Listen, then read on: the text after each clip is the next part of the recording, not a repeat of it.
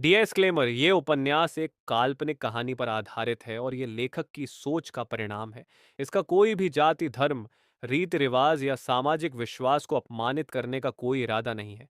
ये सिर्फ मनोरंजन के उद्देश्य से बनाया गया है। नमस्ते दोस्तों, आपका स्वागत है Hindi web novel audio book पर। हम आगे सुनने जा रहे हैं एक बेहद रोमांचक कहानी, my secret beast shop system. तो चलिए, बिना देर किए शुरू करते हैं आज की कहानी। एपिसोड 101। लुओ यांग ने सामने की ओर मौजूद दो तीन सितारा बीस्ट मास्टर्स और उनके स्पिरिट बीस्ट्स को देखा। उसकी निगाहें केंद्रित हो गईं। स्पिरिट बीस्ट्स के बीच एक स्टार का अंतर बहुत महत्वपूर्ण नहीं है, ये केवल थोड़ी अधिक आंतरिक ऊर्जा और थोड़े बेहतर शारीरिक गुणों का अंतर है। हालांकि इन फायदों को कौशल से, या यूं कहें कि पशु स्वामियों के बीच मौन समझौते, मौन सहयोग से आसानी से दूर किया जा सकता है। इसलिए जब उस महिला ने अपने सामने लाल ज्वाला की अपरिचित जाति को देखा और उसके दो आत्मा पशुओं की तुलना में उसका स्पष्ट रूप से उच्च साधना स्तर देखा, तब भी उसने घबराहट नहीं दिखाई। अगर उसने इसे पहले नहीं देखा होता तो लंबी दूरी की जांच ही काफी होती। इसके अलावा ऐसा लग रहा था कि विरोधी ने केवल एक ही स्पिरिट बीस्ट को बुलाया था, इसलिए वह अभी भी काफी आश्वस्त थी। बिना देर किए युवती चिल्लाई, एडा, 300 मीटर की दूरी के भीतर आने के बाद जांच पड़ताल के लिए गोल्डन क्लॉ ब्लेड का इस्तेमाल करो। एडा नामक अस्थि कांटेदार आत्मा बाघ ने सिर हिलाया और फिर लुओ यांग की दिशा में दौड़ पड़ा। लुओ यांग ने अपनी आंखें सिकोड़ ली। उसका अपने दूसरे स्पिरिट बीस्ट को बुलाने का कोई इरादा नहीं था। इसके बजाय उसने रेड फ्लेम को भी बोन स्पाइक स्पिरिट टाइगर की ओर बढ़ने का आदेश दिया और दूरी तेजी से कम हो गई। गोल्डन क्लॉ ब्लेड और फ्लोइंग फ्लेम बुलेट हवा में सबसे पहले टकराए, जिससे एक छोटा सा विस्फोट हुआ। बोन स्पाइक स्पिरिट टाइगर लगभग 2 मीटर लंबा था, जबकि रेड फ्लेम उससे भी बड़ा था, लगभग 2.5 मीटर लंबा। दोनों विशालकाय जीवों के संपर्क में आते ही रेड फ्लेम के शरीर से एक रहस्यमय बर्फीली ज्वाला निकली और आसपास का तापमान गिर गया। बोन स्पाइक स्पिरिट टाइगर थोड़ा सा एक तरफ हट गया। जाहिर तौर पर वह रेड फ्लेम के साथ आमने सामने की लड़ाई में शामिल नहीं होना चाहता था। उसकी पीठ से निकली हुई हड्डियों की नुकीली संरचनाएं उसके नियंत्रण में ठंडी रोशनी से चमक रही थीं, जो रेड फ्लेम की गर्दन की ओर लक्षित थीं। खून के छींटे पड़ने का अपेक्षित दृश्य नहीं हुआ। रेड फ्लेम ने जमीन पर लुढ़ककर अचानक हुए हमले से खुद को बचा लिया। हालांकि हड्डियों के नुकीले कांटे स्पष्ट रूप से आध्यात्मिक शक्ति द्वारा नियंत्रित थे, जो लगातार रेड फ्लेम के कमजोर बिंदुओं पर प्रहार कर रहे थे। चकमा देते समय रेड फ्लेम की मायावी ज्वाला ठोस रूप में परिवर्तित हो गई और उसके शरीर से जमीन तक फैल गई। इसके केंद्र में होने के कारण बर्फीली नीली ज्वाला तेजी से बाहर की ओर फैल गई और जमीन पर मौजूद बर्फ के मोटे टुकड़ों ने इसके भयावह रूप से कम तापमान की गवाही दी। प्रतिकूल स्थिति को देखते हुए bone spike spirit tiger red flame से दूर जाना चाहता था, लेकिन रेड फ्लेम का जवाबी हमला पहले ही शुरू हो चुका था और वह इतनी आसानी से हार मानने वाला नहीं था। एक बेहद लंबी छलांग के साथ ये बोन स्पाइक स्पिरिट टाइगर के सामने आ पहुंचा और बोन स्पाइक स्पिरिट टाइगर के पैरों के नीचे से बर्फ की ज्वाला फैल गई। हालांकि यह बोन स्पाइक स्पिरिट टाइगर के शरीर पर नहीं फैला, लेकिन जमीन से निकलने वाला अत्यधिक कम तापमान उसके पंजों के माध्यम से उसके पूरे शरीर में संचारित हो गया। यह ज्यादा देर तक नहीं रुक सका। बोन स्पाइक स्पिरिट टाइगर ने तुरंत अपना फैसला कर लिया। जमीन का कम तापमान उसकी प्रतिक्रिया और गति को प्रभावित कर रहा था, और यहाँ तक कि उसकी ऊर्जा का संचार भी धीमा लग रहा था। यह जमीन पर बर्फ से ढके क्षेत्र से दूर जाना चाहता था, लेकिन रेड फ्लेम इसे ऐसा करने कैसे दे सकता था। जमीन पर जमी बर्फ की परत का उस पर कोई असर नहीं हुआ, बल्कि उसकी गति और बढ़ गई। बोन स्पाइक स्पिरिट टाइगर के प्रतिक्रिया करने से पहले ही बर्फ उसके बगल में आ गई और एक जोरदार छलांग लगाकर उसे एक तरफ गिरा दिया, जबकि उसकी पीठ पर गहरे हड्डियों को दर्शाने वाले घाव दिखाई दिए। युवती ने देखा कि बोन स्पाइक स्पिरिट टाइगर कमजोर पड़ गया है, लेकिन उसने सहायता के लिए गोल्डन ब्लेड बटरफ्लाई को नहीं बुलाया। इसके विपरीत शुरू से ही वह और गोल्डन ब्लेड बटरफ्लाई लुओ यांग की दिशा में आगे बढ़ रहे थे। अब चूंकि लुओ यांग की रक्षा के लिए कोई दूसरा स्पिरिट बीस्ट मौजूद नहीं था, इसलिए हमला करने का ये बिल्कुल सही समय था। तो गोल्डन ब्लेड बटरफ्लाई ने अपने पंख फैलाए, एक घूमते हुए गोल्डन स्पिनिंग व्हील में बदल गई और एक सरसराहट की आवाज के साथ वह लुओ यांग की ओर दौड़ी। उनके बीच की दूरी 100 मीटर से भी कम थी। गोल्डन ब्लेड बटरफ्लाई के लिए, जो एक उड़ते हुए पहिए में परिवर्तित हो गई थी, ये दूरी पल भर की ही थी। 10 मीटर, 5 मीटर, 2 मीटर। जब केवल 1 मीटर की दूरी रह गई, तो लुओ यांग ने आखिरकार हरकत की। वह तेजी से नीचे झुका, जिससे उसकी गर्दन पर निशाना साध रहा उड़ता हुआ पहिया पूरी तरह से चूक गया। फिर लुओ यांग लुढ़क गया, एक हाथ से जमीन पर सहारा लेते हुए, और अपनी ओर दौड़ती हुई युवती की ओर देखते हुए बुदबुदाया, मुझ पर हमला करने के लिए एकजुट हो रही हो। तुम्हें अभी भी मेरी प्रतिभा का पता नहीं है ना? अगले ही क्षण, जिस हाथ से वह खुद को सहारा दे रहा था, उसी पर केंद्रित होकर बर्फीली नीली ज्वाला जमीन पर फैल गई। लाल ज्वाला के पैरों के नीचे का दृश्य भी लुओ यांग के चारों ओर दिखाई देने लगा। इस अचानक हुए बदलाव ने युवती को अपना काम रोकने पर मजबूर कर दिया। हालांकि उसे इस समय लुओ यांग के साथ क्या हो रहा था, ये समझ नहीं आ रहा था, लेकिन वह लुओ यांग को अकेले पकड़ने के इस बेहतरीन अवसर को हाथ से जाने नहीं देना चाहती थी। वह तेजी से पीछे हट गई, और उसकी ओर से बिना किसी विशेष हरकत के, लुओ यांग के पीछे लौटा हुआ सुनहरा चरखा अचानक आकार में दुगुना हो गया। वह पहिया, जो मूल रूप से लुओ यांग के आकार का केवल आधा था, अब लगभग लुओ यांग के पूरे शरीर के आकार का हो गया था। लुओ यांग को पीछे से आती हुई सरसराहट की आवाज सुनाई दी, और उसने फिलहाल उस युवती का पीछा करना छोड़ दिया और गोल्डन स्पिनिंग व्हील के एक और वार से बचने के लिए एक तरफ लुढ़क गया। दरार, हालांकि जिस जमीन पर वह खड़ा था, उस पर गहरा घाव हो गया, जो गोल्डन स्पिनिंग व्हील की भयावह आक्रमण क्षमता को दिखाने के लिए पर्याप्त था। लुओ यांग ने सुनहरे चरखे पर एक नजर डाली, जो जमीन से उठने के लिए संघर्ष कर रहा था। फिर उसने अपने हाथ जोड़ लिए। बर्फ की ज्वाला से बना एक मानवाकार ज्वाला अवतार प्रकट हुआ, जिसका आकार लुओ यांग से दोगुना था। इस ज्वाला अवतार ने निर्भीकता से स्वर्ण ब्लेड तितली द्वारा निर्मित स्वर्ण चरखे को दोनों हाथों से पकड़ लिया। हालांकि युवती की बीस्ट मास्टर प्रतिभा के कारण इसका आकार दोगुना हो गया था, लेकिन आइस फ्लेम ट्रू बॉडी के सामने इसे कुछ बार जोरदार प्रहार किया गया और यह गोल्डन ब्लेड बटरफ्लाई के मूल रूप में वापस आ गया। आइस फ्लेम ट्रू बॉडी द्वारा गोल्डन ब्लेड बटरफ्लाई को दबा हुआ देखकर लुओ यांग ने उस युवती की ओर देखा जो लगातार उससे दूरी बढ़ा रही थी। मैं क्षमा प्रार्थी हूँ। फिर उसके पीछे 4 या 5 बहती ज्वाला की गोलियां बन गईं, जो उस युवती का पीछा कर रही थी मानो उनकी आंखें हों। युवती ने एक गोली से तो खुद को बचाया, फिर 2 से, लेकिन बाकी 3 से बचना नामुमकिन था। बहती ज्वाला की गोलियां उसके शरीर पर लगी, जिससे न केवल उसे जबरदस्त झटका लगा बल्कि कड़ाके की ठंड भी महसूस हुई। युवती को लगा जैसे उसका पूरा शरीर जम गया हो। वह जमीन पर गिर पड़ी और हिलने डुलने में असमर्थ हो गई। गोल्डन ब्लेड बटरफ्लाई को आइस फ्लेम ट्रू बॉडी की कोहनी से जोरदार प्रहार लगा, जिसके बाद वह आकाश से नीचे गिर पड़ी। उसका भाग्य अज्ञात है। दूसरी ओर बोन स्पाइक स्पिरिट टाइगर को भी कई घाव लगे थे और अब वह रेड फ्लेम के पैर के नीचे कमजोर रूप से दबा हुआ था।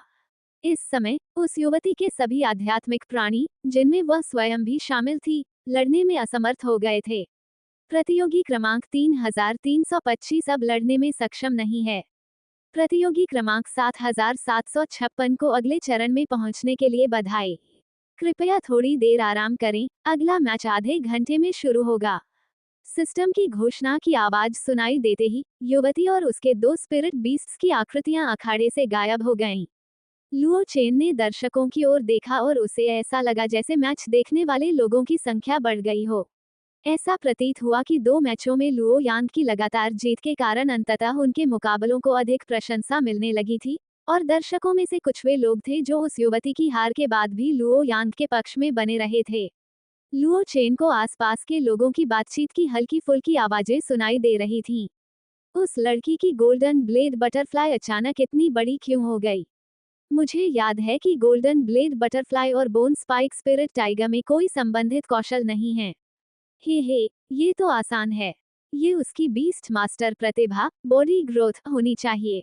ये उसके स्पिरिट बीस्ट को एक निश्चित समय के लिए अपने शरीर को बड़ा करने की अनुमति देती है। अगर आप मुझसे पूछें तो उसकी प्रतिभा बड़े आकार के स्पिरिट बीस्ट्स को अनुबंधित करने के लिए उपयुक्त है, लेकिन दुर्भाग्य से हमारे किंग्यांग शहर में ऐसे स्पिरिट बीस्ट्स काफी दुर्लभ हैं। लुओ यांग नाम का ये युवक, क्या आपको नहीं लगता कि वह और भी ज्यादा सनकी है? वह अभी स्किल्स का इस्तेमाल कैसे कर पाया? और मैंने तो उसका स्पिरिट बीस्ट पहले कभी देखा भी नहीं है। तुम बस अनुभवहीन हो। इतने सारे स्पिरिट बीस्ट्स हैं। क्या तुम गारंटी दे सकते हो कि तुमने उन सभी को देखा है? हो सकता है कि वह कौशल उसके अंदर छिपे किसी दूसरे आत्मा राक्षस द्वारा प्रयोग किया गया हो, जो अभी तक हमारे सामने प्रकट नहीं हुआ है। जी हाँ, ये पूरी तरह से संभव है। मैंने सचमुच कभी ऐसी प्रतिभा नहीं देखी जो किसी को स्पिरिट बीस्ट स्किल का उपयोग करने की अनुमति देती हो। डॉट डॉट डॉट आधे घंटे आराम करने के बाद लुओ यांग ने अपने तीसरे प्रतिद्वंद्वी का स्वागत किया। ये प्रतिद्वंद्वी दूसरे मैच के प्रतिद्वंद्वी से भी कमजोर था और रेड फ्लेम ने अकेले ही कुछ ही वारों के बाद आसानी से मुकाबले का फैसला कर लिया। आज के तीनों दौर के मैच समाप्त हो चुके थे और लू यांग ने बिना कोई अंक गंवाए अगले दौर में प्रवेश कर लिया। लुओ चेन इस परिणाम से आश्चर्यचकित नहीं थे, क्योंकि शुरुआती चरणों में जिन विरोधियों का सामना हुआ वे बहुत मजबूत नहीं थे। इसके अलावा लुओ चेन को विश्वास नहीं था कि यह प्रणाली जानबूझकर उच्च युद्ध क्षमता वाले कुछ प्रतियोगियों को पहले से ही अलग नहीं करेगी। शायद 3 दिन बाद होने वाले मैचों में लुओ यांग को अपनी असली ताकत दिखानी पड़े, लेकिन इन 3 दिनों के भीतर लुओ यांग खुद भी अपनी साधना के तहत तेजी से विकसित होगा।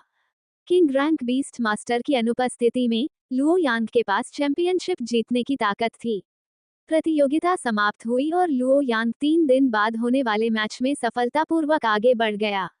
इसके बाद लुओ चेन की मानसिक चेतना मायावी दुनिया से निकलकर वास्तविकता में लौट आई। वास्तव में चेन्यांग पेट स्टो की दूसरी मंजिल पर लुओ चेन ने अपनी आंखें खोली और देखा कि उत्साहित शियान, शांत रहने की कोशिश कर रहा लुओ यांग और उनके पीछे मिंगे डार्क स्पिरिट बर्ड दुकान में कुछ बेमेल लग रहे थे। उनके उत्साहित भावों को देखकर लुओ चेन ने अपने बगल में स्थित कौशल अनुकरण कक्ष की ओर इशारा करते हुए धीमी आवाज में कहा, तुम दोनों अंदर जाकर शांत क्यों नहीं हो जाते? जैसा कि उम्मीद थी, लुओ चेन की धमकी कारगर साबित हुई। लुओ यांग ही नहीं, बल्कि ची यान भी तुरंत शांत हो गए। कौन जानता था कि वे किस तरह के दिन बिता रहे थे? पिछले कुछ दिनों में उन्होंने सबसे ज्यादा समय स्किल सिमुलेशन रूम में ही बिताया था।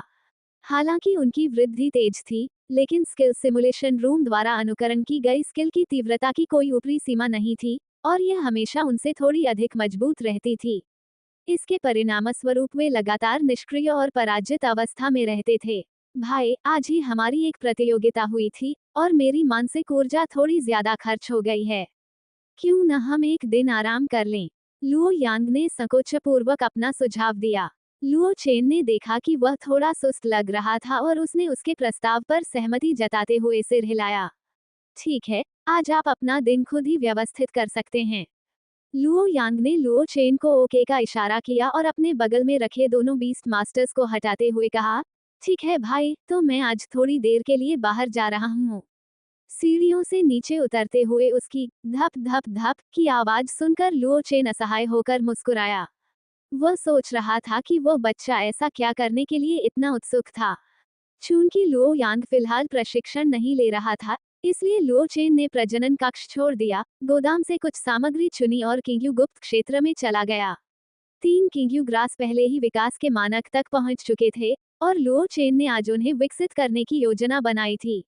इसका मुख्य कारण ये था कि नेदर सिस्टम की सामग्रियां यहां मिलना बहुत मुश्किल था, इसलिए उनका विकास लंबे समय तक रुका रहा। लुओ चेन ने कुल 3 सामग्रियां निकाली। काले बालों का एक गुच्छा जो लगातार मुड़ता रहता था मानो जीवित हो, एक गहरे काले रंग का ऊर्जा पत्थर और अजीब पैटर्न वाला हथेली के आकार का एक पत्ता। इन तीनों सामग्रियों के नाम क्रमशः टियर 2 स्पिरिट प्राणी, ब्लैक हेयर्ड बंशी के काले बाल, एक नेदर सिस्टम एनर्जी स्टोन और घोस्ट लीफ ग्रास का पत्ता थे। एक विशिष्ट विधि का पालन करते हुए लुओ चेन ने 3 आवश्यक सामग्रियों के सार को 3 बराबर भागों में विभाजित किया। इसके बाद प्रत्येक भाग को उस मिट्टी में मिला दिया गया जहां 3 प्रकार की किंग्यू घास में से एक उग रही थी। तीनों किंग्यू घास का प्रदर्शन काफी हद तक एक जैसा था। उनकी सतहों से पहले एक हल्की पन्ना हरी रोशनी निकली। फिर उनकी चौड़ी तलवारनुमा लिली जैसी पत्तियों पर गहरे काले रंग के पैटर्न बनने लगे, और इससे भी अजीब बात यह थी कि ये पैटर्न सजीव प्रतीत हो रहे थे। वे लगातार मुड़ते और अपना आकार बदलते रहते थे, जिससे दृश्य थोड़ा भयावह लगता था। किंग्यू घास के विकसित होने की प्रतीक्षा करते हुए लुओ चेन ने अपना ध्यान सीधे अपने अन्य पशु स्वामियों की वर्तमान स्थिति पर केंद्रित कर लिया। गोल्डन रिच कोई अभी भी उस छोटे से आध्यात्मिक तालाब में थी जिसे लुओ चेन ने विशेष रूप से उसके लिए तैयार किया था। उसने लुओ चेन की देखभाल को निराश नहीं किया था और अब वो स्पिरिट बीस्ट 3 स्टार रैंक तक पहुंच चुकी थी। तुलनात्मक रूप से देखा जाए तो इसकी रैंक में उन्नति काफी तेज थी, लेकिन लुओ चेन ने अभी तक इसके विकास रूप का पता नहीं लगाया था। स्पिरिट बीस्ट बनने के बाद इसकी जानकारी में कुछ और कौशल दिखाई दिए। नस्ल गोल्डन रिचकोई। रैंक स्पिरिट बीस्ट 3 सितारे। प्रकार स्वर्ण प्रकार जल प्रकार। अवस्था आराम से इत्मीनान से तेजी से बढ़ रही है। योग्यता अच्छी। कौशल 1 स्वर्ण कवच गहन श्रेणी स्वर्ण समृद्ध कोई अपने आप को या किसी लक्ष्य को एक सुरक्षात्मक कवच से जोड़ देता है। 2 स्वर्ण रक्त रेखा पृथ्वी श्रेणी स्वर्ण रक्त रेखा के स्वामी सक्रिय रूप से धातु में आध्यात्मिकता का संचार कर सकते हैं। प्रबुद्ध धातु सीधे जादूगर के अधीन हो जाती है। नियंत्रित की जा सकने वाली धातु की मात्रा स्वर्ण समृद्ध कोई की मानसिक शक्ति और श्रेणी से संबंधित है। 3 जल तीर पीली श्रेणी जल तत्वों को उच्च तीव्रता तक संपीड़ित करके जल तीर बनाता है, जो उपयुक्त सीमा के भीतर लक्ष्यों पर हमला करता है। 4 तेज धारा गहन श्रेणी जल निकाय की प्रवाह दर को बदल देती है। 5 बुलबुला अत्यंत उन्नत श्रेणी गोल्डन रिच कोई एक विशाल बुलबुला थूकता है। ये बुलबुला गैर जलीय जीवों को पानी के भीतर सामान्य रूप से सांस लेने में सक्षम बनाता है। 6 स्वर्णिम पूंछ उच्च श्रेणी गोल्डन रिच कोई की पूंछ, जो विभिन्न धातु तत्वों से बनी होती है जिन्हें उसने छुआ है, अत्यंत कठोर होती है। आवश्यकता पड़ने पर यह न केवल आक्रामक हथियार के रूप में बल्कि रक्षात्मक ढाल के रूप में भी काम कर सकती है। विकास पथ अभी तक अनलॉक नहीं हुआ है। जैसा कि उम्मीद थी, लुओ चेन को अभी भी गोल्डन रिच कोई का विकास पथ नहीं दिखाई दिया।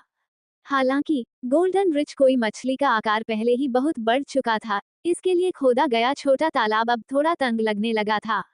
अब समय आ गया था कि इसे स्टोन स्पिरिट सीक्रेट दायरे में रहने के लिए ले जाया जाए। आखिरकार वहां इसके लिए एक बड़ा तालाब खोदने के लिए पर्याप्त जगह थी और वहां पहले से ही मजदूर मौजूद थे।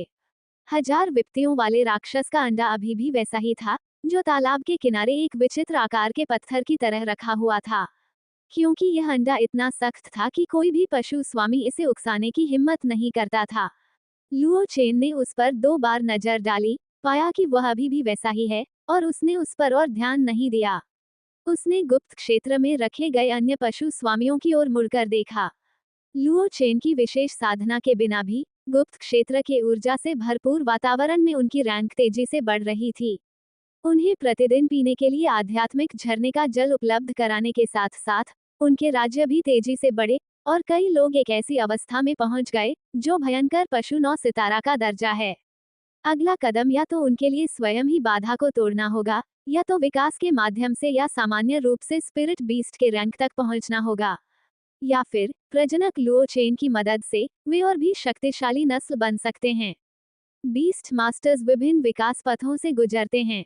लुओ चेन ने पाया कि उसकी क्षमता के उपयोग को सीमित करने वाली स्थिति वास्तव में सामग्री संग्रह की गति थी। एक चक्कर लगाने के बाद लुओ चेन वापस लौटा और किंग्यू ग्रास का विकास पहले ही पूरा हो चुका था। इसका वर्तमान स्वरूप कुछ विचित्र था। इसके मूल रूप से चौड़े पत्ते आधे कटे हुए प्रतीत हो रहे थे, जिससे वे पतले हो गए थे। इसके अलावा ऊन पर कुछ छोटे छोटे काले रंग के चिन्ह बने हुए थे। इस पौधे को पहली नजर में देखकर ऐसा लग रहा था मानो यह कोई चलता फिरता कीड़ा हो। दूसरी नजर में ऐसा लग रहा था मानो किसी के बाल जमीन पर फेंक दिए गए हों। तीसरी बार देखने पर ही कोई सोचेगा, अरे यार, ये तो इतना अजीब पौधा है। जाति गुइफा फोवेन घास। Rank spirit beast 1 star. प्रकार नेदर सिस्टम लकड़ी का प्रकार घास। राज्य अनुकूलन। योग्यता उत्कृष्ट। कौशल 1 चाबुक मारना पीली श्रेणी गुइफा फोवेन घास अपने कठोर पतले पत्तों का उपयोग लक्ष्य को चाबुक मारने के लिए करती है। 2 निम्न स्तर का फॉस्फोरस गहन श्रेणी गुइफा फोवेन घास की पत्तियां फॉस्फोरस पाउडर से ढकी होती हैं।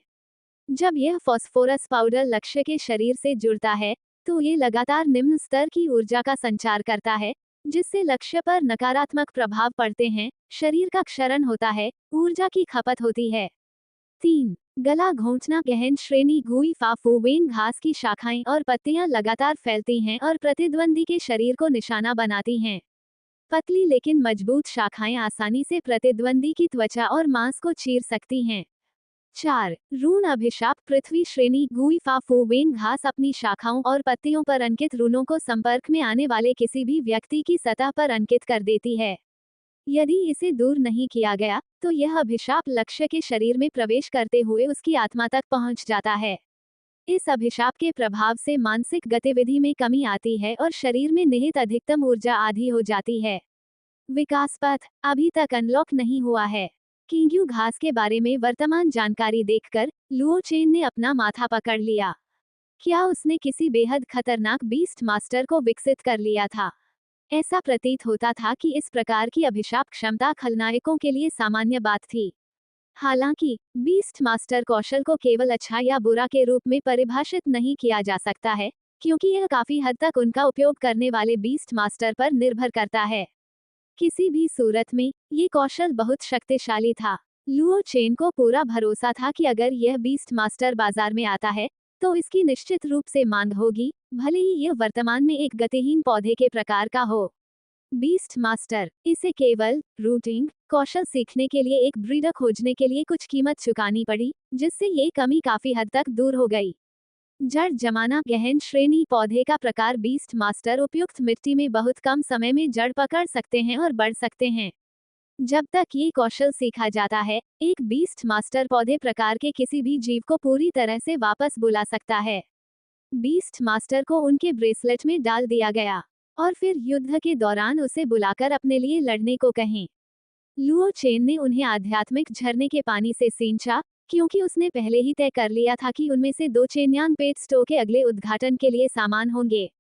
ब्रह्मांड के सागर की गहराई में, उस स्थान पर जहां प्रकाश बुझ जाता है। किंवदंती के अनुसार ये तारों का दफन स्थल है, शाश्वत रूप से निर्जन तारामय खाई सफेद पवित्र प्रकाश से पूरी तरह से घिरा हुआ और 12 जोड़ी पंखों वाला एक मानवाकार प्राणी प्रकट हुआ।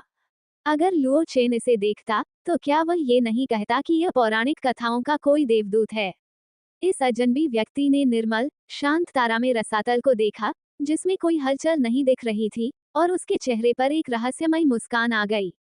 फिर एक ग्रह को घेरने में सक्षम विशाल पंखों की एक जोड़ी उसके पीछे खुल गई, और इन पंखों से अनगिनत पंखों से बनी एक धारा बाहर निकली। पंखों की यह प्रचंड धारा, जो पृथ्वी तारे को छलनी की तरह आसानी से भेदने में सक्षम थी, तारा रसातल के सामने एक लहर भी पैदा करने में विफल रही। इसे बिना किसी संकोच के स्टार एबिस ने पूरी तरह से निगल लिया। अचानक शांत तारा रसातल से एक शक्तिशाली जीवन का उतार चढ़ाव उत्पन्न हुआ, मानो कोई भयानक और प्राचीन जानवर अपनी नींद से विचलित होकर जाग रहा हो। अगले ही क्षण स्टार एबिस का प्रवेश द्वार हिंसक रूप से फट गया और स्टार एबिस के भीतर से एक विशाल घोर काला पंजा बाहर निकला। ये पंजा इतना विशाल था कि ऐसा लग रहा था कि पूरी पृथ्वी तारा भी इसकी हथेली में एक खिलौने से ज्यादा कुछ नहीं होगी, और यह आदमी तो इसके सामने महज एक कण मात्र था। जैसे ही पंजा आगे बढ़ा, आसपास का वातावरण विकृत हो गया। तारामंडल की खाई में खींचे जाने वाले तारे पंजे के सामने पल भर में चकनाचूर हो गए। महज एक विस्तार की गति से, बिना किसी कौशल का उपयोग किए भी, उसके आसपास का स्थान विकृत हो गया, मानो वह उसकी शक्ति का सामना नहीं कर सका हो। हालांकि इतने भयावह हमले का सामना करते हुए भी 12 पंखों वाले देवदूत पुरुष के चेहरे पर कोई भाव नहीं बदला, और शांत पवित्र प्रकाश एक प्रकाश के गोले में परिवर्तित हो गया, जिसने उसे मजबूती से घेर लिया। फिर उसका शरीर एक मायावी प्रेत में परिवर्तित होता हुआ प्रतीत हुआ, मानो वह इस स्थान के भीतर मौजूद ही न हो। पंजे ने उसके शरीर को बिना कोई नुकसान पहुंचाए भेद दिया। ऐसा प्रतीत होता है कि इस प्रहार का कोई प्रभाव न देखकर पंजा अंदर चला गया और फिर दूसरे स्थान से बाहर निकला, लेकिन इस बार पंजे की परतों के बीच से एक प्रकार का काला धुंध निकला, जो भयावह और अशुभ लग रहा था। इस बिंदु पर उस व्यक्ति के चेहरे के भाव में आखिरकार बदलाव आया, और उसने जल्दबाजी में अपना उद्देश्य बताया। महामहिम स्टार एबिस, इस बार आपकी नींद में खलल डालना वास्तव में अपरिहार्य था। पूर्वजों का तारा पुनरुत्थान और उत्थान का अनुभव कर रहा है। हमें आशा है कि महामहिम मेरे प्रभु के साथ मिलकर इस अवसर का लाभ उठाएंगे। 12 पंखों वाले देवदूत जैसे दिखने वाले उस व्यक्ति की आवाज एक विशेष प्रकार के उतार चढ़ाव से गुजरती है और आसपास के ब्रह्मांड की विशाल शून्यता में फैल जाती है। हालांकि आवाज तेज नहीं थी, लेकिन उस व्यक्ति को यकीन था कि जिससे वह बात करना चाहता था उसने उसके शब्द सुन लिए थे। दरअसल पंजे की हरकत रुक गई, मानो वह सोच में लीन हो गया हो।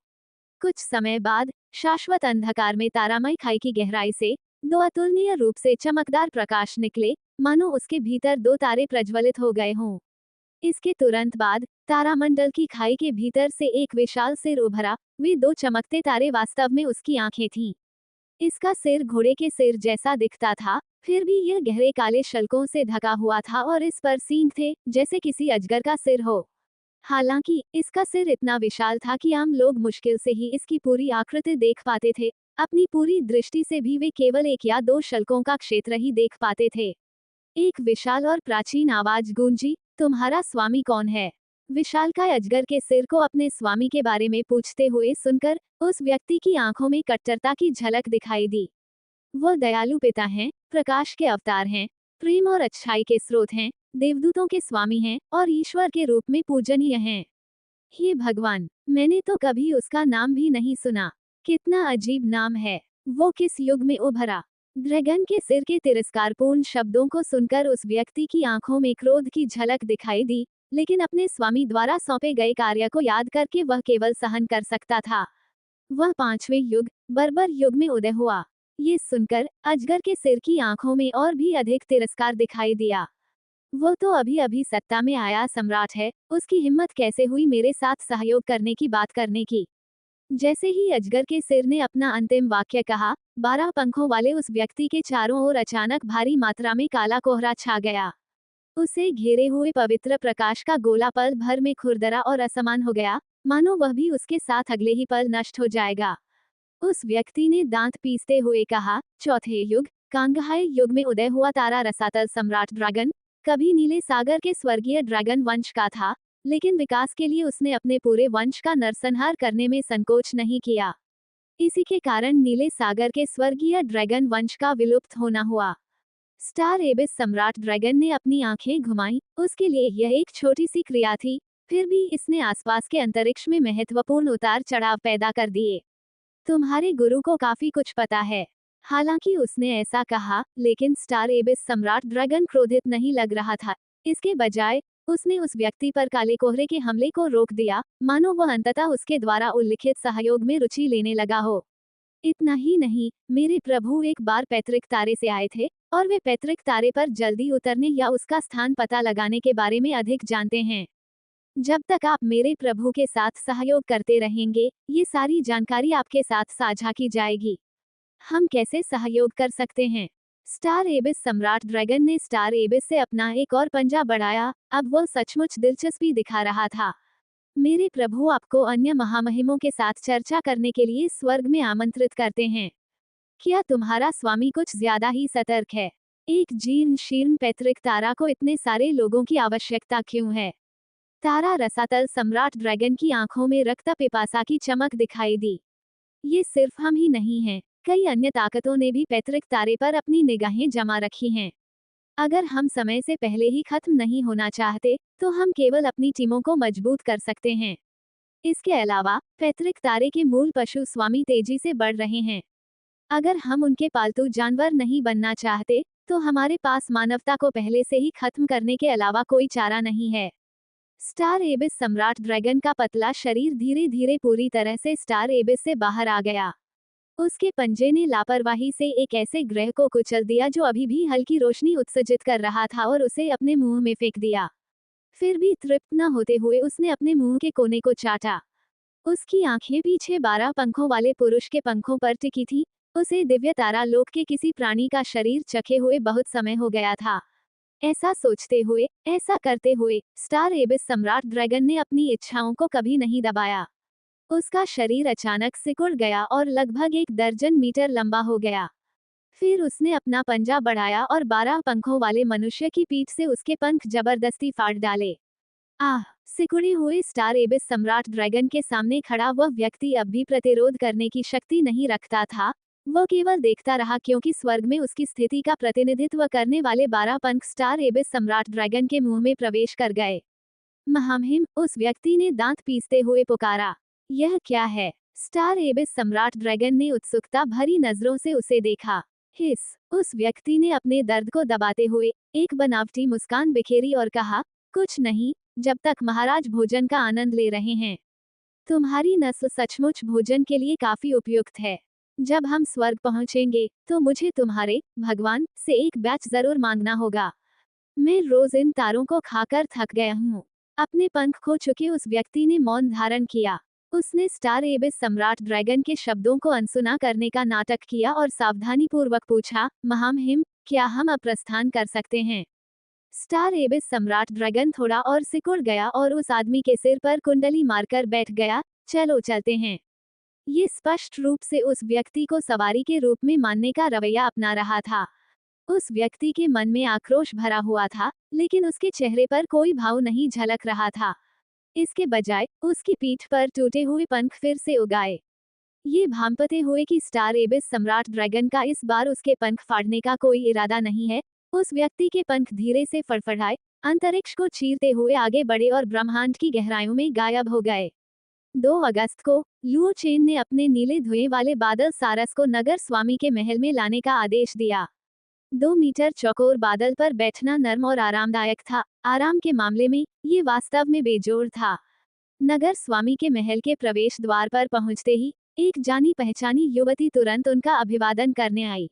उसने कुछ क्षणों तक नीले धुएं वाले बादल सारस को आश्चर्य से देखा, फिर आदरपूर्वक लुओ चेन से कहा, श्री लुओ चेन, कृपया मेरे पीछे आइए।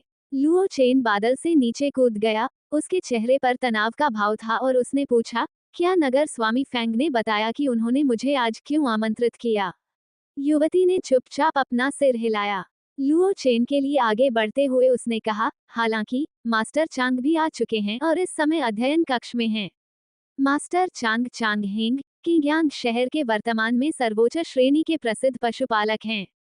युवती के आगे आगे चलने पर वे दाएं बाएं मुड़ते रहे और रास्ते में किसी ने भी उनसे कोई सवाल नहीं किया। जल्द ही वे अपने गंतव्य पर पहुंच गए।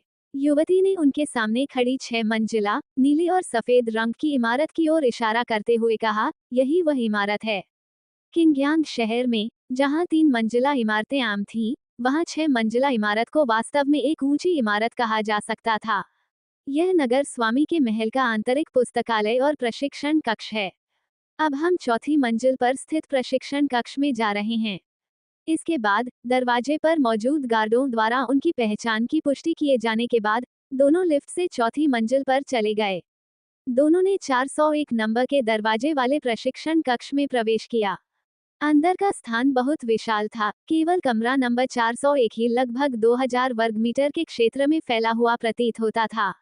खट खट खट खट खट खट। युवती ने दरवाजा खटखटाया। दरवाजा खोलने वाला चेहरा भी जाना पहचाना था। लू चेन को उसका नाम अभी भी याद था, लियू युनजिंग, युवा पशु प्रशिक्षक प्रतियोगिता का उपविजेता। परिचित चेहरा देखकर लुओ चेन ने अनुमान लगाया कि तीसरे स्थान पर रही युवती जियांग याई भी आमंत्रित लोगों में शामिल होनी चाहिए। लियू युनजिंग को लुओ चेन के आने की उम्मीद थी। उसने भावहीनता से लुओ चेन को सिर हिलाकर अभिवादन किया, हालांकि उसके शांत चेहरे के पीछे जिज्ञासा और जटिल भावनाएं भरी आंखें थीं। फिर वो एक तरफ हट गया ताकि लुओ चेन प्रशिक्षण कक्ष में प्रवेश कर सके। युवती ने लुओ चेन को दरवाजे तक पहुंचाया और फिर अपनी मर्जी से चली गई। लुओ चेन ने उसे हाथ हिलाकर धन्यवाद दिया। प्रशिक्षण कक्ष में प्रवेश करते ही लुओ चेन ने वास्तव में जियांग याई, फेंग किंग्यांग और मास्टर चांगहेंग को कमरे के केंद्र में देखा। लुओ चेन और लियू युनजिंग एक के बाद एक चांगहेंग के सामने जियांग याई के पास बैठने आए। क्योंकि पूरा प्रशिक्षण कक्ष खाली था, उसमें कोई मेज या कुर्सी नहीं थी, इसलिए वे सभी पांचों फर्श पर बैठ गए। लुओ चेन को वादे के मुताबिक आते देख फेंग किंग्यांग मुस्कुरा उठा। मुझे लगता है कि आप सभी को इस बात का कुछ अंदाजा होगा कि मैंने आज आप तीनों को क्यों आमंत्रित किया है। आखिरकार आप तीनों ने मेरे शहर किंग्यांग के नाम पर प्रतियोगिता में भाग लिया है, इसलिए यह उचित ही है कि मेरा शहर किंग्यांग आपकी प्रतियोगिता के लिए कुछ सहायता प्रदान करे। इसी वजह से हमने प्रतियोगिता को 10 दिन पहले आयोजित किया था। आने वाले दिनों में मास्टर चांग आपको ब्रीडर्स से संबंधित विषय पढ़ाएंगे। आवश्यक सामग्री नगर स्वामी के महल द्वारा उपलब्ध कराई जाएगी। मुझे आशा है कि आप इससे कुछ सीख सकेंगे और अपने कौशल में सुधार कर सकेंगे। ये देखकर कि तीनों ने अपने अलग अलग भावों से उसका मतलब समझ लिया है, फेंग किंग्यांग ने लुओ चेन से कहा, लुओ चेन, भले ही तुम्हारे पिता चंद्र प्रजनक हों, फिर भी तुम्हें मास्टर चांग के उपदेशों को ध्यानपूर्वक सुनना चाहिए। संदर्भों का प्रयोग करने से तुम्हें और भी अधिक लाभ मिल सकता है। लुओ चेन के चेहरे पर कई सवालिया निशान थे। क्या वह एक शरारती छात्र जैसा दिखता था? हालांकि फैंग की ज्ञान का इरादा नेक था। आखिरकार लुओ चेन तीनों में सबसे छोटा था, फिर भी असाधारण रूप से प्रतिभाशाली था, जिसने कई बड़ों को पीछे छोड़ते हुए चैंपियनशिप जीती थी। उसके लिए अहंकार विकसित करना आसान था, इसलिए मौखिक चेतावनी वास्तव में लुओ चेन के अपने भले के लिए थी। ये सुनकर कि लुओ चेन के पिता भी एक चंद्र प्रजनक थे, जियांग यई की खूबसूरत आंखों में आश्चर्य का भाव झलक उठा, जबकि लियू युनजिंग की आंखों में राहत का भाव प्रकट हुआ।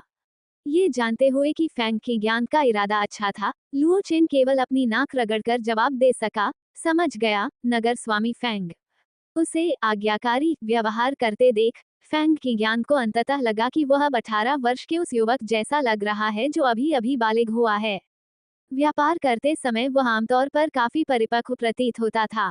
फैंग की ज्ञान ने चांग हेंग की ओर मुड़कर कहा, एल्डर चांग, मैं इन तीनों को आपके हवाले कर रहा हूँ। चांग हेंग ने हाथ हिलाया, मानो फैंग की ज्ञान को विदा करने के लिए उत्सुक हो। बस इन्हें मुझे सौंप दो और सामग्री भेजना याद रखना। ठीक है, अगर आपको किसी चीज की जरूरत हो तो लिटिल बटरफ्लाई से बात कर लेना। बोलने के बाद फैंग की ज्ञान 401 प्रशिक्षण कक्ष से बाहर निकल गई। फैंग क्विंग्यान के चले जाने के बाद केवल चांग हेंग, लुओ चेन, लियू युनजिंग और जियांग यी ही विशाल प्रशिक्षण कक्ष में रह गए। कुछ क्षणों के लिए पूरा दृश्य शांत हो गया। चांग हेंग ने चारों ओर देखा और फिर चुप्पी तोड़ी। आप सभी की ज्ञान शहर के कुलीन वर्ग हैं। मुझे नहीं लगता कि मैं आपको बहुत सी उपयोगी चीजें सिखा सकता हूँ। कभी कभी बहुत अधिक सीखना अज्ञात को जानने की प्रतिभा को दबा सकता है। आने वाले दिनों में हम राज्य द्वारा घोषित पालतू जानवरों के विकास पथों पर ध्यान केंद्रित करके शुरुआत करेंगे। एल्डर झुआंग, अपनी क्षमताओं को निखारने के लिए हम आपको स्पिरिट रैंक के जानवरों से लेकर किंग बीस्ट तक कम से कम 2 या अधिक विकास पथों में सफलतापूर्वक महारत हासिल करने में सक्षम बनाने का प्रयास करेंगे। विकासवादी सफलताओं और गैर विकासवादी सफलताओं के बीच महत्वपूर्ण अंतर था। पिछली प्रतियोगिता के दौरान लियू युनजिंग ने अपने हंटिंग हाउंड को बिना विकसित हुए सीधे किंग बीस्ट में बदलने दिया था। हालांकि ये स्पष्ट था कि विकासवादी सफलताओं से गुजरने वाले पालतू जानवर अक्सर उन जानवरों की तुलना में कहीं अधिक मजबूत होते हैं जो ऐसा नहीं करते हैं, क्योंकि विकासवादी सफलताओं के परिणामस्वरूप न केवल अपेक्षाकृत मजबूत शारीरिक गुण प्राप्त होते हैं, लेकिन इससे जन्मजात नस्लीय कौशल भी अधिक मिलते हैं। हालांकि कौशल सीखे जा सकते हैं, लेकिन कौशल सीखने पर बहुत सारी पाबंदियां हैं, और जीवन में बाद में सीखे गए कौशल जन्मजात कौशलों की तरह आसानी से इस्तेमाल नहीं किए जा सकते। आज हम spirit rank 9 star bone spike spirit tiger को किंग बीस्ट में विकसित करने का प्रयास करेंगे। Bone blade tiger king. बोलने के बाद चांग हेंग खड़ा हो गया। तभी लुओ चेन ने उसके पीछे कपटों से ढके कई पिंजरे देखे। चांग हेंग ने प्रकाश और दृष्टि को अवरुद्ध करने वाले काले कैनवास को हटा दिया, जिससे अंदर मौजूद 3 अस्थि कांटेदार आत्मा बाघ दिखाई दिए। ये अस्थि कांटेदार आत्मा बाघ लुओ चेन द्वारा गुप्त क्षेत्र में रखे गए परिवार से कहीं अधिक विशाल थे। यहाँ तक कि जब वे सभी जमीन पर लेटे हुए सोने का नाटक कर रहे थे, तब भी उनका आकार एक वयस्क याक के बराबर था। जाति अस्थि कांटा आत्मा बाघ। रैंक स्पिरिट रैंक 9 सितारा।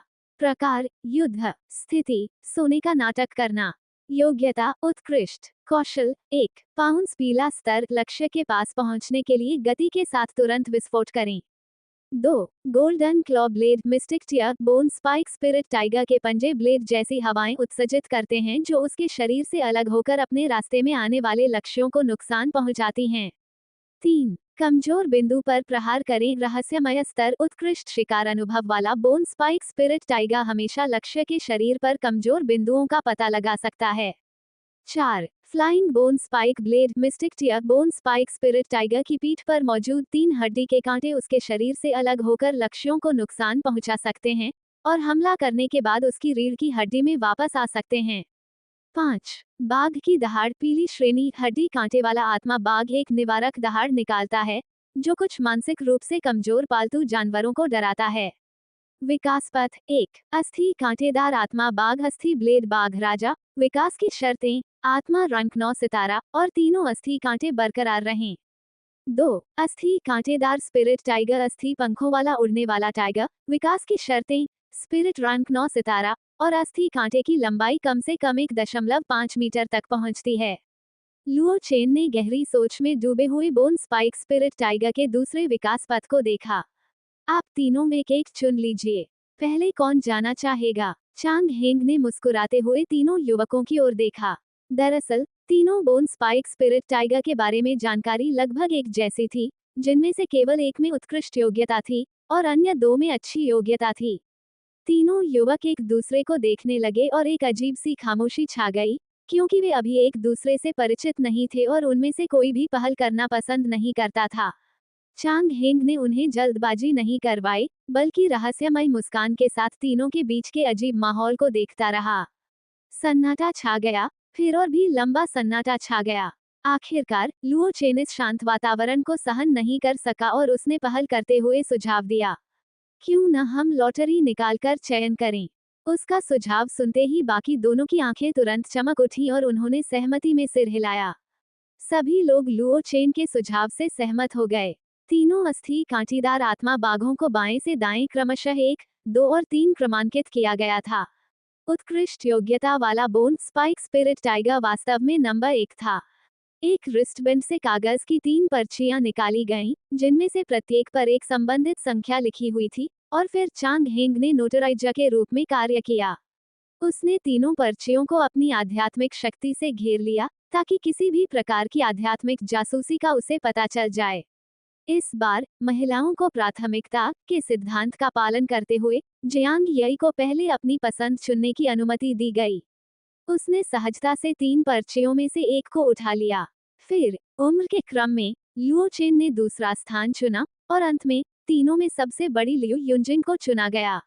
दुर्भाग्यवश जियांग यई ने तीसरा कार्ड निकाला, लुओ चेन ने दूसरा कार्ड निकाला और लियू युनजिंग, जिसने सबसे आखिर में कार्ड चुना, उसे उत्कृष्ट योग्यता वाला एकमात्र बोन स्पाइक स्पिरिट टाइगर मिला। हालांकि तीनों को कोई शिकायत नहीं थी, क्योंकि चुनाव अपेक्षाकृत निष्पक्ष तरीके से किया गया था। जब चांग हेंग ने देखा कि उन्होंने अपनी पसंद चुन ली है, तो वह मुस्कुराया और उनके सामने सामग्री के 3 एक जैसे सेट रख दिए। फिर उन्होंने धीरे धीरे एक बोन स्पाइक स्पिरिट टाइगर को बोन ब्लेड टाइगर किंग में विकसित करने की प्रक्रिया समझाई। तीसरे स्तर की आध्यात्मिक वस्तु, हजार स्थायी अस्थि, को आध्यात्मिक शक्ति से तरल अवस्था में परिष्कृत किया जाता है। फिर दूसरे स्तर की आध्यात्मिक वस्तुएं, जिन वन जल और स्वर्ण चांदी पाउडर, मिलाई जाती हैं। आधे घंटे तक 650 डिग्री पर उबालने के बाद ठंडा होने पर औषधि अपना आकार ले लेती है। इस बिंदु पर चांग हेंग ने अपनी दाढ़ी सहलाते हुए आगे कहा, यह विकास की तैयारी का पहला चरण पूरा करता है। दूसरे चरण में अस्थि कांटेदार आत्मा बाघ की आंतरिक संरचना की स्पष्ट समझ आवश्यक है। फिर इस निर्धारित मार्ग का अनुसरण करते हुए औषधि का सेवन करने के बाद उन्हें सफलतापूर्वक आगे बढ़ने के लिए समय पर मार्गदर्शन की आवश्यकता होती है। चांग हेंग की आध्यात्मिक शक्ति चमकीले नीले रंग में बदल गई, जिससे हवा में एक अस्थि कांटेदार आत्मा बाघ की आकृति बन गई। फिर एक पतला बैंगनी धागा अस्थि कांटेदार आत्मा बाघ पर विभिन्न एक्यूपंक्चर बिंदुओं से होकर गुजरा। चांग हेंग ने इस सरल विधि का उपयोग करके उन्हें दिखाया कि ऊर्जा को सही मार्ग पर कैसे निर्देशित किया जाए। इसे 2 बार दोहराने के बाद सबसे पहले आप अपनी आध्यात्मिक शक्ति से अस्थि कांटीदार आत्मा बाघ के शरीर की जांच करेंगे और इसे इस मार्ग पर एक बार चलाएंगे। यदि आप इसे पूरी तरह से बनाए रख सकते हैं और मार्ग में कोई त्रुटि नहीं कर सकते हैं, तभी आप औपचारिक विकास का प्रयास कर सकते हैं। चांग हेंग के निर्देशों का पालन करते हुए लुओ चेन और अन्य दो ने केवल अपनी मानसिक ऊर्जा का उपयोग बोन स्पाइक स्पिरिट टाइगर के भीतर विभिन्न एक्यूपंक्चर बिंदुओं के माध्यम से संचारित करने के लिए किया। ये सरल सिमुलेशन लुओ चेन को काफी आसान लगा, क्योंकि उसने पथ के अनुसार जल्दी से एक चक्कर पूरा कर लिया। जब उसने अपनी आंखें खोलीं, उसने पाया कि उसके दोनों साथी, जो उसी समय उसके साथ अनुकरण कर रहे थे, अभी भी अपनी आंखें बंद करके बोन स्पाइक स्पिरिट टाइगर का सामना कर रहे थे। ऐसा लग रहा था कि वे अपनी मानसिक ऊर्जा के संचार को बनाए रखने के लिए संघर्ष कर रहे हैं। लुओ चेन चुपचाप भौहें चढ़ाकर मन ही मन सोचने लगा। उसके अनुमान के अनुसार लियू युनजिंग ने अपने शिकारी कुत्ते को राजा पशु स्तर तक विकसित कर लिया था। उनकी मानसिक क्षमता को देखते हुए उन्हें नकली ऑपरेशन के दौरान इतनी ज्यादा परेशानी नहीं होनी चाहिए। क्या ऐसा हो सकता है कि कोई ऐसी बात हो जिसे उसने नजरअंदाज कर दिया हो? या शायद पुनर्जन्म से उसे जो लाभ मिले वे केवल उच्च मानसिक शक्ति ही नहीं थे, बल्कि कुछ अन्य छिपे हुए फायदे भी थे। चांग हेंग ने देखा कि लुओ चेन ने जल्दी ही अपनी आंखें खोल ली और उसकी मानसिक ऊर्जा में कोई खास कमी नहीं दिखी। उसकी आंखों में आश्चर्य की झलक दिखाई दी। महज कुछ ही दिनों में मुक्सिन की ज्ञान पक्षी का आशीर्वाद प्राप्त करने के बाद इस नन्हे जीव का विकास उसकी अपेक्षाओं से कहीं अधिक हो गया था। वह लुओ चेन के पास गया और बोला, सिमुलेशन पूरा हो गया। लुओ चेन ने पलकें झपकाईं और अंततः सहमति में सिर हिलाया। चांग हेंग ने अपने सामने रखी सामग्रियों की ओर इशारा करते हुए कहा, तो पहले आप इन सामग्रियों को निर्धारित चरणों के अनुसार परिष्कृत करें और फिर बोन स्पाइक स्पिरिट टाइगर को विकसित करने का प्रयास करें। लुओ चेन को कोई आपत्ति नहीं थी। उन्होंने चांग हेंग के निर्देशों का कड़ाई से पालन करते हुए सामग्रियों को परिष्कृत किया और पूरी प्रक्रिया बहुत जल्दी पूरी हो गई। उसने अपने सामने मौजूद अस्थि कांटीदार आत्मा बाघ के मुंह में परिष्कृत औषधि पिलाई। ये प्रक्रिया बहुत सुचारू रूप से संपन्न हुई, शायद इसलिए क्योंकि चांग हेंग पूरे समय उस पर नजर रख रहा था। फिर लुओ चेन ने अपनी मानसिक ऊर्जा का उपयोग करके औषधि में निहित ऊर्जा को निर्देशित किया और उसे कृत्रिम प्रक्षेपवक्र के अनुसार बोन स्पाइक स्पिरिट टाइगर के भीतर प्रसारित किया। जैसे ही ऊर्जा अवशोषित हुई, बोन स्पाइक स्पिरिट टाइगर पर तेजी से परिवर्तन दिखाई देने लगे। सबसे स्पष्ट बदलाव ये था कि इसकी पीठ पर मौजूद 3 हड्डी के कांटे इसके शरीर की दिशा में चपटे हो गए और सामने का हिस्सा अधिक नुकीला हो गया। दूर से देखने पर ऐसा लग रहा था मानो 3 तेज धार वाले चाकू उसकी पीठ पर ऊपर की ओर करके रखे गए हों। इसके शरीर के अन्य हिस्सों में परिवर्तन इतने स्पष्ट नहीं थे, लेकिन इसके शरीर के भीतर छिपी विस्फोटक शक्ति और इसके चारों ओर की आभा में काफी वृद्धि हुई थी। जाति, boneblade tiger king. Rank, king beast 1 star.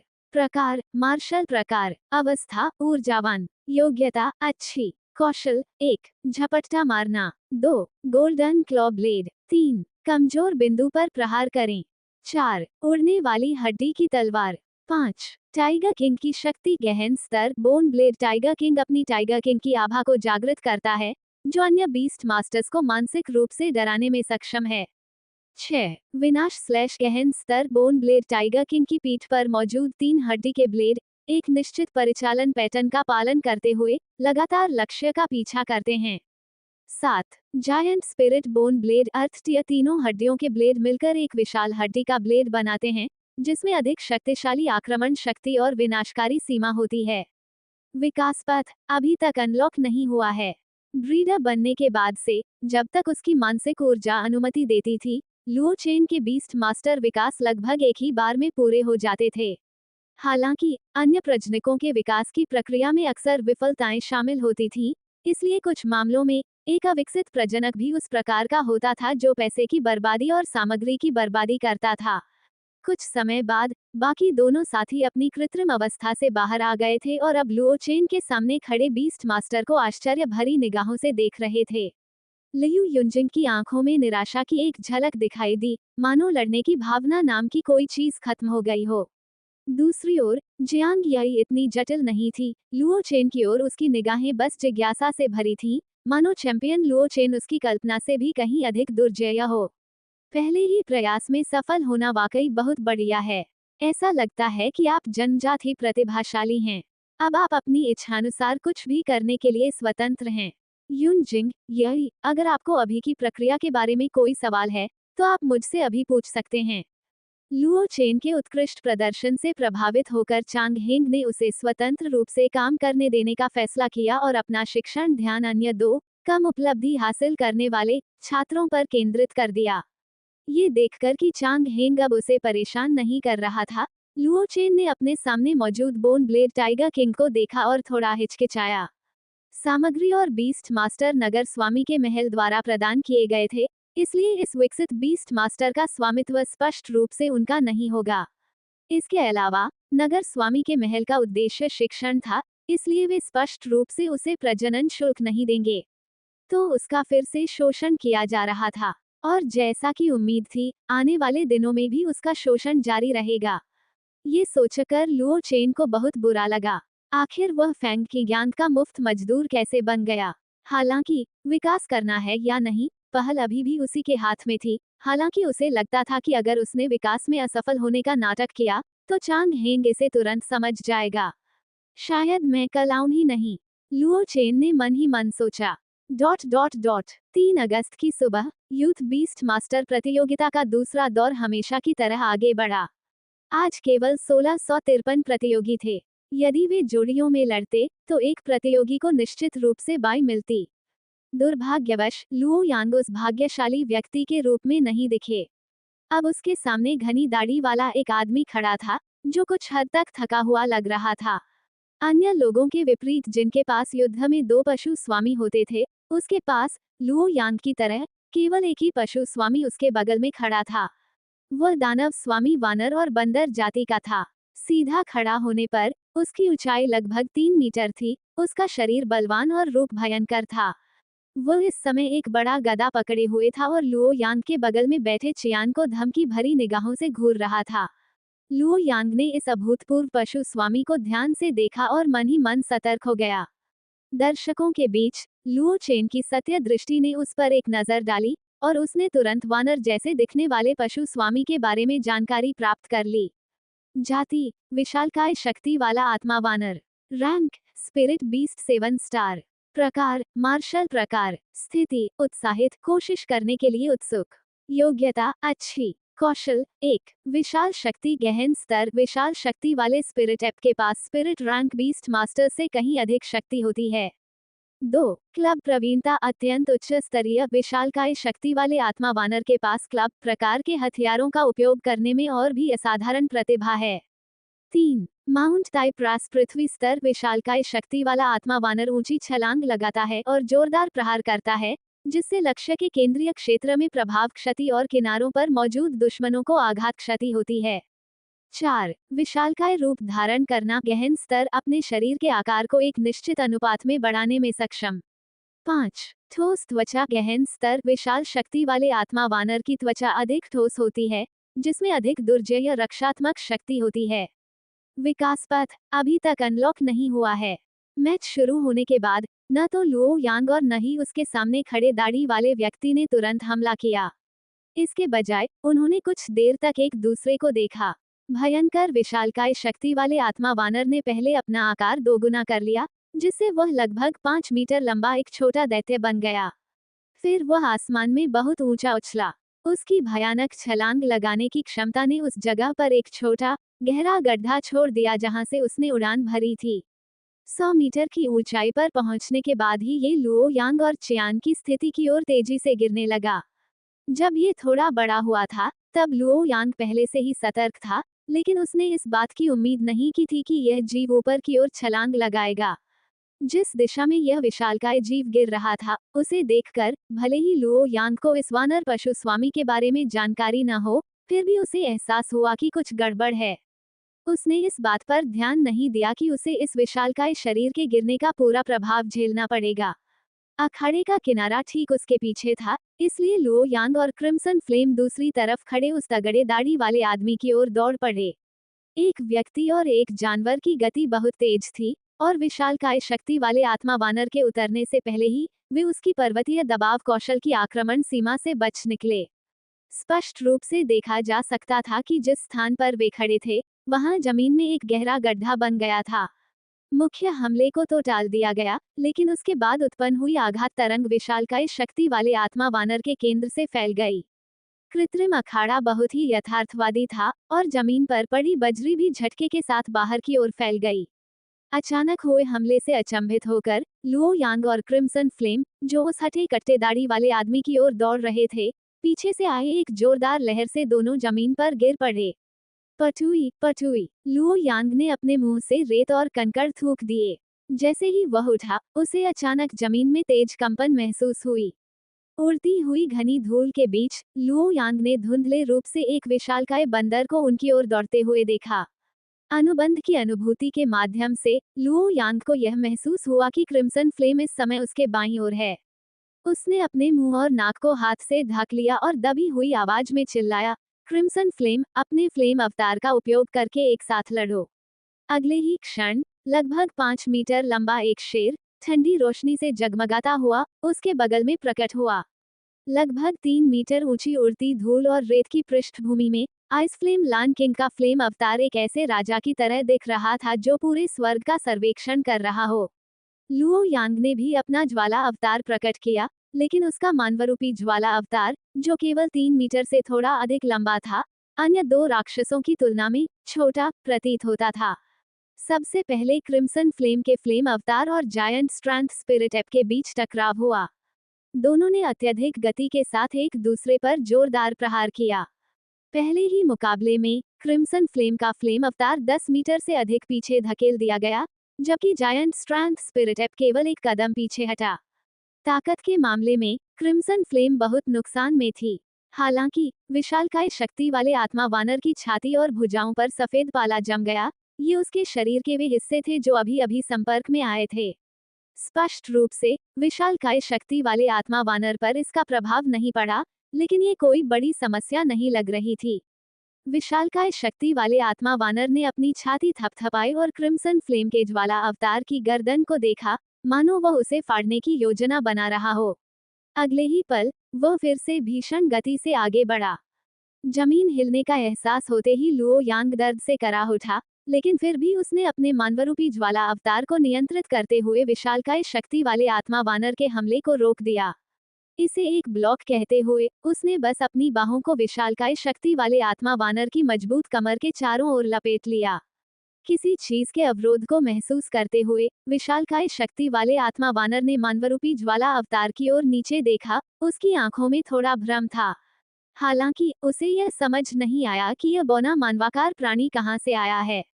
विशालकाय शक्ति वाले आत्मा वानर को उस पर ठंडक का एहसास बिल्कुल पसंद नहीं आया, इसलिए उसने अपने हाथ ऊपर उठाए और फिर उन्हें जोर से उस छोटे कद के प्राणी की पीठ पर पटक दिया।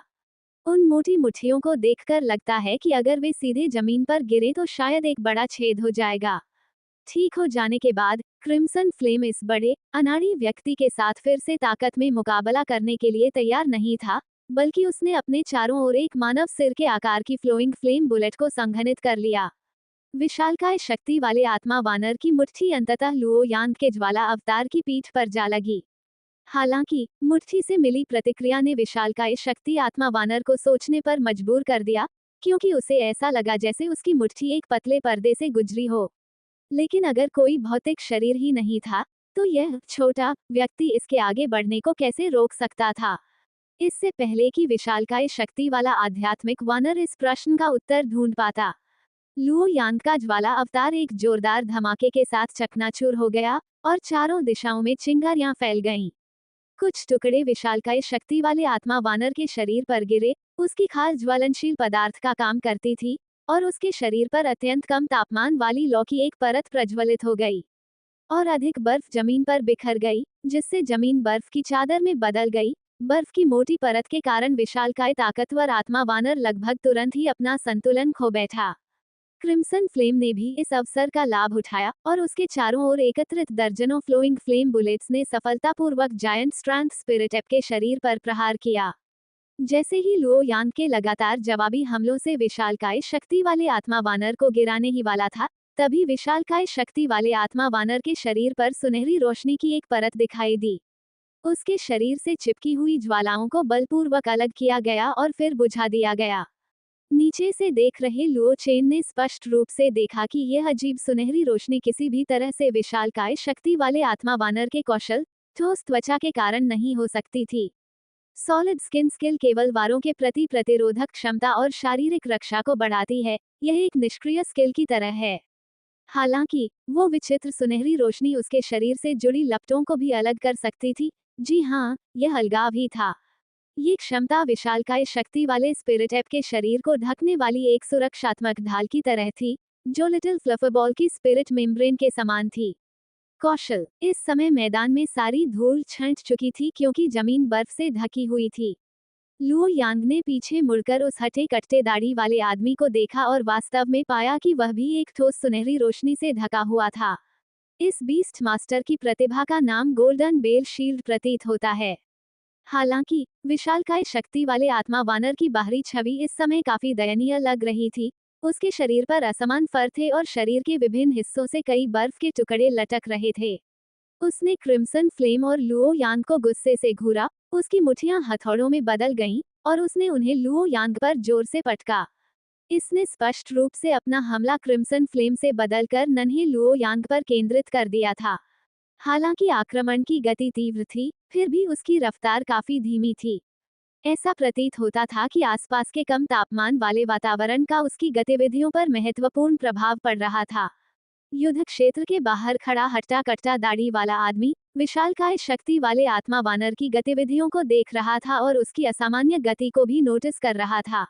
उसने दबे स्वर में भौहें चढ़ाईं और चुपचाप युद्ध क्षेत्र के किनारे की ओर बढ़ गया। लुओ यांग ने लगातार 2 छलांग लगाकर विशालकाय शक्ति वाले आत्मा वानर के तेज हमले को आसानी से चकमा दे दिया।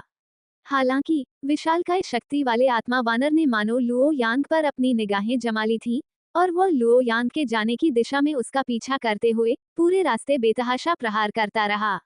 जमीन पर जमी बर्फ की परत उसके मुक्कों से बुरी तरह चकनाचूर हो गई। हालांकि इसने इस बात पर ध्यान नहीं दिया कि इसके पैरों और यहाँ तक कि निचले पैरों पर भी सफेद बर्फ के क्रिस्टल दिखाई देने लगे थे और इसकी चलने की गति और भी धीमी हो गई थी। लुओ यांग ने अपनी आंखों के कोने से एक हटे कट्टे दाढ़ी वाले आदमी को पास आते हुए देखा। उसकी आंखें इधर उधर घूमी और उसके होठों के कोने पर एक रहस्यमय मुस्कान आ गई। अगले ही पल उसने एक लंबी छलांग लगाई और उस तगड़े दाढ़ी वाले आदमी के बगल में पहुंच गया। उस हटे कट्टे दाढ़ी वाले आदमी को उम्मीद नहीं थी कि लुओ यांग उसकी हरकतों को देख लेगा और वह लुओ यांग से दूरी बनाने के लिए एक तरफ हटने ही वाला था। किसे पता था कि अगले ही पल उसके शरीर के ऊपरी हिस्से से भी बड़ी एक मुट्ठी उसके सामने प्रकट हो जाएगी। इसके बाद का दृश्य बेहद दुखद था, ऐसा दृश्य जिसके लिए पिक्सेलेशन की आवश्यकता होगी। विशालकाय शक्तिवान आत्मा वानर को जब आखिरकार अपनी मुट्ठी लक्ष्य पर लगी, तो उसे खुश होने का भी समय नहीं मिला। अगले ही पल वह अखाड़े से गायब हो गया। ऐसा इसलिए हुआ क्योंकि उसके मुके से उसका बीस्ट मास्टर बुरी तरह घायल हो गया, उसका आध्यात्मिक शरीर गायब हो गया और स्वाभाविक रूप से यह बुलाया गया जानवर भी गायब हो गया। प्रतियोगी 365 पराजित हो गया है। अगले दौर में पहुंचने के लिए प्रतियोगी 7756 को बधाई। कृपया थोड़ी देर आराम करें। अगला मैच 1 घंटे में होगा। सिस्टम की घोषणा सामने आने के बाद ही लू यांग और क्रिम्सन फ्लेम एक दूसरे के सहारे झुक गए और पूरी तरह से थके हुए लग रहे थे। ऐसा प्रतीत होता था कि विशालकाय शक्ति वाले आत्मा वानर ने उन्हें बहुत परेशानी में डाल दिया था। नीचे से देख रहे लुओ चेन ने बेबसी से अपना सिर हिलाया। अब भी ये बच्चा मिंग ये डार्क स्पिरिट बर्ड को लड़ाई में बुलाने को तैयार नहीं था। क्या वह इसे अंतिम उपाय के रूप में बचा रहा था? उसे मानना ही पड़ा कि उसका छोटा भाई वाकई इतना धैर्यवान हो सकता है। लुओ चेन उसे नए नजरिए से देखने लगा। ऐसा लग रहा था मानो एक और व्यक्ति अशिष्टता को दाओ की सेना में शामिल हो गया हो। 1 घंटे बाद लुओ यांग का दिन का दूसरा मैच शुरू हुआ और उसका प्रतिद्वंदी उसके सामने आ गया। हालांकि अपने प्रतिद्वंद्वी के बगल में उस दानव को देखकर लुओ चेन थोड़ा अचंभित रह गया। क्या ये वही स्टारलाइट स्टोन स्पिरिट नहीं थी जिसे उसके भाई की दुकान से बेचा गया था? उसी समय उसे आज अपनी किस्मत पर शक होने लगा। आखिर आज उसके सारे प्रतिद्वंदी बड़े कद के ही क्यों थे? यह अनुभव सचमुच अप्रिय था। स्टारलाइट स्टोन स्पिरिट का बीस्ट मास्टर एक युवक था जो देखने में लुओ यांग की उम्र के आसपास का लग रहा था। जब उसने अपने बगल में लुओ यांग और आइस फ्लेम लायन किंग को देखा, तो उसके चेहरे पर बहुत आश्चर्य के भाव थे। शायद लुओ यांग की युवा उपस्थिति के कारण या आइस फ्लेम लायन किंग को देखकर, जो एक ऐसा जानवर था जिसे उसने पहले कभी नहीं देखा था। लुओ यांग ने अपने सामने स्थित स्टारलाइट स्टोन स्पिरिट से निकलने वाली शक्ति को महसूस किया। ये लगभग 6ठे स्तर के स्पिरिट बीस्ट रैंक की थी।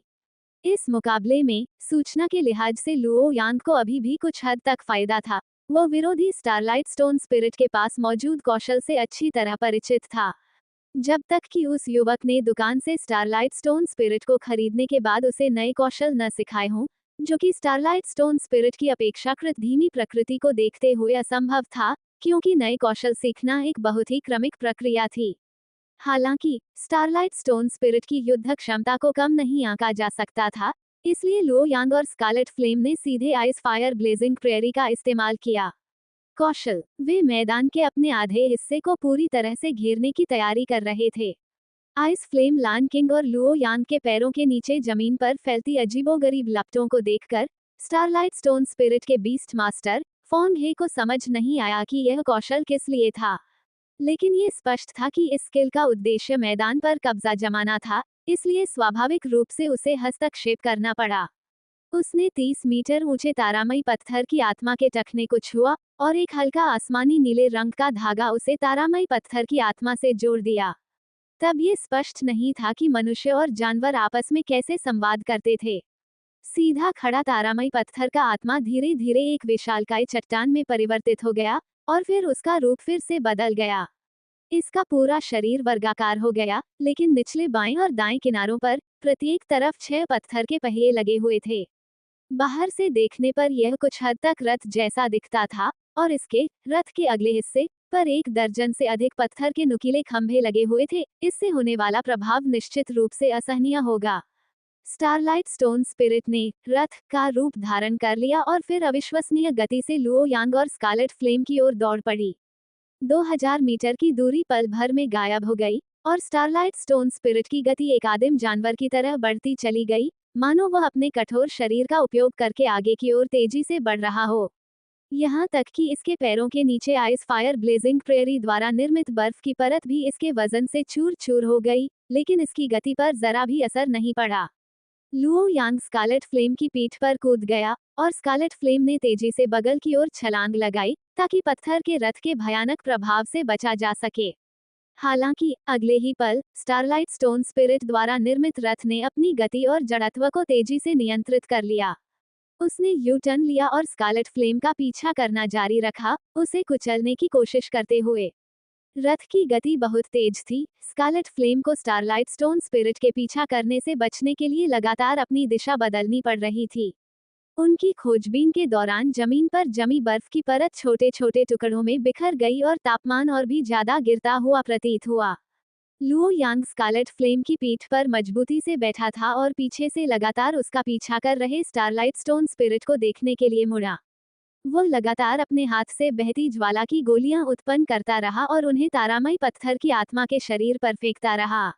उन्होंने प्रहार किया, लेकिन इसका प्रभाव नगण्य था, जिससे रथ की सतह पर केवल कुछ सफेद क्रिस्टलीय किनारे ही जुड़ गए और स्टारलाइट स्टोन स्पिरिट को लगभग कोई नुकसान नहीं हुआ। हालांकि स्कारलेट फ्लेम एक बार भी स्टारलाइट स्टोन स्पिरिट के हमले का शिकार नहीं होना चाहती थी, क्योंकि उसने स्टोन स्पिरिट सीक्रेट दायरे में इस जाति के शरीर की कठोरता को देखा था। अगर इसका उससे सीधा मुकाबला होता तो निश्चित रूप से सबसे पहले नुकसान उसी को उठाना पड़ता। आमने सामने की लड़ाई। लुओ यांग ने इस विकल्प को शुरू से ही खारिज कर दिया था। इस आदमी से आमने सामने की लड़ाई, कौन जाने कब इसकी भुजा एक बड़ी तलवार या गदा में बदल जाए। स्कारलेट फ्लेम का मांस और रक्त से बना शरीर इस तरह के विनाश को सहन नहीं कर सका। आइस फ्लेम ट्रू बॉडी इससे कुछ बार संपर्क कर सकती थी। यह इस कौशल का उपयोग केवल इस विशाल चट्टान को क्षण भर के लिए थोड़ा विलंबित करने के लिए कर सकती थी। 3 मीटर लंबा मानवाकार ice flame true body scarlet flame की पीठ से कूदा और तेजी से आ रहे रथ की ओर दौड़ पड़ा। दोनों के बीच भीषण टक्कर हुई। दरार, किसी चीज के टूटने की तेज आवाज सुनाई दी। ध्यान से देखने पर पता चला कि मानवाकार आइस फ्लेम ट्रू बॉडी ने स्टारलाइट स्टोन स्पिरिट के रथ को क्षण भर के लिए ही रोका था, जिसके बाद टक्कर से वह चकनाचूर हो गया। Starlight stone spirit ice flame true body से गुजरी और आइस फ्लेम की एक पतली परत रथ की सतह पर चिपक गई, मानो रथ को चांदी की परत चढ़ा दी गई हो। लुओ यांग ने इस दृश्य को देखा, उसके चेहरे पर एक रहस्यमय मुस्कान थी। जमीन पर मौजूद बर्फ की ज्वाला और रथ की सतह पर मौजूद बर्फ की ज्वाला में प्रतिध्वनित होती प्रतीत हुई और रथ के पहियों पर और अधिक बर्फ की ज्वाला दिखाई दी। बर्फ की इन परतों से प्रभावित होकर रथ की गति अनिवार्य रूप से धीमी हो गई। स्कारलेट फ्लेम, बीस्ट मास्टर की दिशा में आगे बढ़ो। लुओ यांग का लक्ष्य सीधा सादा था, इस विशालकाय जीव से अस्थायी रूप से छुटकारा पाना और सीधे बीस्ट मास्टर को निशाना बनाना। फैंग ने देखा कि स्कारलेट फ्लेम ने दिशा बदल ली और सीधे उसकी ओर मुड़ गई, और उसका चेहरा तनावग्रस्त हो गया। अनजाने में ही घबराहट के कुछ संकेत दिखाई दिए। यहाँ तक कि उसे और स्टारलाइट स्टोन स्पिरिट को जोड़ने वाला नीला धागा भी अधिक स्पष्ट हो गया। बूम! जैसे ही स्कारलेट फ्लेम बर्फीले मैदान से बाहर निकली, ऐसा लगा मानो जमीन के नीचे कुछ फटने वाला हो। इससे पहले कि लुओ यांग आगे कुछ सोच पाता, स्कारलेट फ्लेम के सामने जमीन के नीचे से कई मीटर मोटी एक लता फूट पड़ी। इसके तुरंत बाद इसने अतुलनीय बल के साथ स्कारलेट फ्लेम की पीठ पर प्रहार किया। दौड़ 1000 सहनशक्ति वाली बेल रैंक स्पिरिट बीस्ट 4 सितारा प्रकार लकड़ी का प्रकार अवस्था केंद्रित उत्साहित योग्यता अच्छी कौशल 1 उलझाव पीला रैंक 1000 एंड्योरेंस वाइन का शरीर फैलता और बढ़ता है और लक्ष्य के शरीर को अपने चारों ओर लपेट लेता है। 2 चाबुक पीला रैंक 1000 एंड्योरेंस वाइन अपने शरीर को फैलाकर लक्ष्य पर प्रहार करती है। 3 लेटना गहन रैंक 1000 एंड्योरेंस वाइन अपने शरीर को जमीन के नीचे छिपा लेती है और लक्ष्य के पास आने पर अचानक हमला करती है। 4 उग्र विकास गहन रैंक 1000 एंड्योरेंस वाइन बड़ी मात्रा में ऊर्जा का उपभोग करके थोड़े समय में अपने मूल आकार से कई गुना तेजी से बढ़ती है और इस प्रकार उसकी शारीरिक शक्ति भी बढ़ती है। 5 आकाश जाल गहन रैंक 1000 एंड्योरेंस वाइन अपने शरीर पर अतिरिक्त बेल शाखाएं उगाती है और उन्हें ऊर्जा से भरे आकाश जाल में बुनकर लक्ष्य को फंसा लेती है। विकास पथ अभी तक अनलॉक नहीं हुआ है। लगभग सहज रूप से स्कारलेट फ्लेम ने आइस फ्लेम ट्रू बॉडी को सक्रिय किया, उसके शरीर पर आइस फ्लेम तुरंत प्रज्वलित हो गई और फिर उसके शरीर के ऊपर 5 मीटर लंबा शेर के आकार का आइस फ्लेम ट्रू बॉडी प्रकट हुआ। मोटी लता ने आइस फ्लेम ट्रू बॉडी पर प्रहार किया, जिससे केवल कुछ लपटें ही बुझ गईं। हालांकि बेल स्वयं भी बर्फ की ज्वाला से ढकी हुई थी और ईंधन के रूप में जलने लगी। बेल ने निर्णायक भूमिका निभाते हुए आग की लपटों को फैलने से रोकने के लिए बेल के इस हिस्से को सीधे उसके मुख्य तने से अलग कर दिया। 1000 सहन शक्ति वाली लता द्वारा अवरुद्ध होने के बाद उनके पीछे स्थित तारामय पत्थर की आत्मा बर्फ के अवरोध से मुक्त हो गई। उसी समय लुओ यांग ने अपने सिर के ऊपर तेजी से एक विशाल चट्टान को बनते हुए देखा और पास की जमीन से और अधिक लताएं निकलने लगीं। इन लताओं और विशाल चट्टान के साथ उनके पीछे बचा एकमात्र रास्ता तारा में पत्थर की आत्मा द्वारा निर्मित रथ द्वारा आगे बढ़ना था। लुओ यांग ने धीरे से आह भरी, प्रतियोगिता में भाग लेने के बाद से ये लगभग सबसे गंभीर स्थिति थी जिसका उसने सामना किया था। ऐसा लग रहा था कि उसे अपने कुछ तुरुप के पत्ते खोलने पड़ेंगे। उसने धीरे से अपनी आंखें बंद कर ली और एक अदृश्य लहर पूरे मैदान में गूंज उठी। अचानक ऐसा लगा मानो सारी रोशनी किसी अदृश्य शक्ति द्वारा समाहित हो गई हो और चारों ओर अंधेरा छा गया।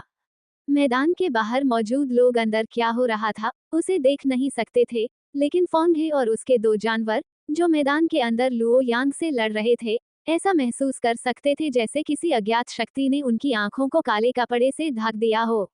वे सभी अंधे हो गए थे। ये केवल आंखों का अंधापन नहीं था, क्योंकि यहाँ तक कि 1000 सहन शक्ति वाली बेल, जिसकी आंखें नहीं थीं, उसने भी अस्थायी रूप से बाहरी दुनिया के प्रति अपनी धारणा खो दी थी। 1 मिंगये पृथ्वी श्रेणी जहाँ मिंगये डार्क स्पिरिट बर्ड स्थित होता है, वहाँ मिंगये का प्रभाव होता है। यह अपने आसपास के एक निश्चित क्षेत्र को नियंत्रित कर सकता है, जिससे रात्रि का वातावरण बनता है और प्रकाश प्रकार के सूर्य तत्वों का प्रकटीकरण अवरुद्ध हो जाता है। 2 अंधकार में घंटा गहन श्रेणी मिंगये डार्क स्पिरिट बर्ड सभी लक्ष्यों को एक निश्चित अवधि के लिए अंध अवस्था में डाल देता है और यह अवस्था मन को प्रभावित कर सकती है। वूश तभी मैदान में हवा को चीरती हुई किसी चीज की आवाज सुनाई दी। फोंघे को लगा जैसे कोई नुकीली चीज उसके सीने में घुस गई हो। इसके तुरंत बाद फिर से उजाला हो गया। फोंघे की दृष्टि वापस आ गई और उसने बीच में घिरे हुए लुओ यांग को हैरानी से देखा। फिर उसने नीचे देखा और अपनी छाती में एक बड़ा छेद देखा, जो किसी अज्ञात हमले से हुआ था।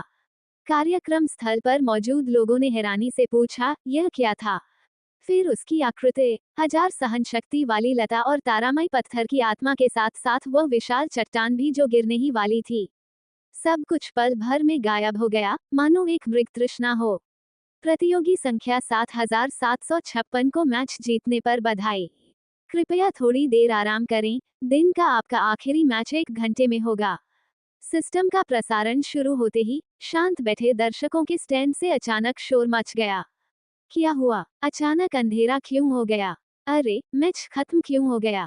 क्या हो रहा है? क्या हो रहा है? क्या हो रहा है? क्या मायावी दुनिया में कोई गड़बड़ी दिखाई दी? मैं इसकी रिपोर्ट करना चाहता हूँ, यह मैच धांधली वाला है। क्योंकि प्रतियोगिता के कई दौर के बाद प्रतियोगियों की संख्या धीरे धीरे कम होती गई, इसलिए लुओ यांग के लाइव स्ट्रीम की संख्या, या यूं कहें कि अखाड़े में मैच देख रहे दर्शकों की संख्या लगातार बढ़ती गई। वहां कम से कम 10,000 से अधिक लोग देख रहे थे और अभी अभी जो दृश्य सामने आया उसने वास्तव में उन्हें गहरी हैरानी में डाल दिया। परिवारों, आप क्या कहते हैं? क्या अभी अभी वह किसी जानवर की खास क्षमता का कमाल था? कुछ ध्यानपूर्वक उपस्थित दर्शकों ने मैच के परिणाम पर जल्दबाजी में सवाल नहीं उठाए। लेकिन क्या अभी अभी कोई जानवर प्रकट हुआ? अभी अचानक अंधेरा हो गया, इसलिए अगर कोई राक्षस प्रकट भी होता तो वे उसे देख नहीं पाते। हालांकि अनुभवी संपादकों ने पहले ही लुओ यांग के मैच का वीडियो यहां संपादित कर लिया था और इसे वीडियो मॉड्यूल पर अपलोड कर दिया था, ताकि यह पता लगाया जा सके कि क्या हुआ था। कई और लोग तो सिर्फ बड़ा चढ़ाकर लिखे गए शीर्षकों के जरिए ट्रैफिक बढ़ाने की कोशिश कर रहे थे।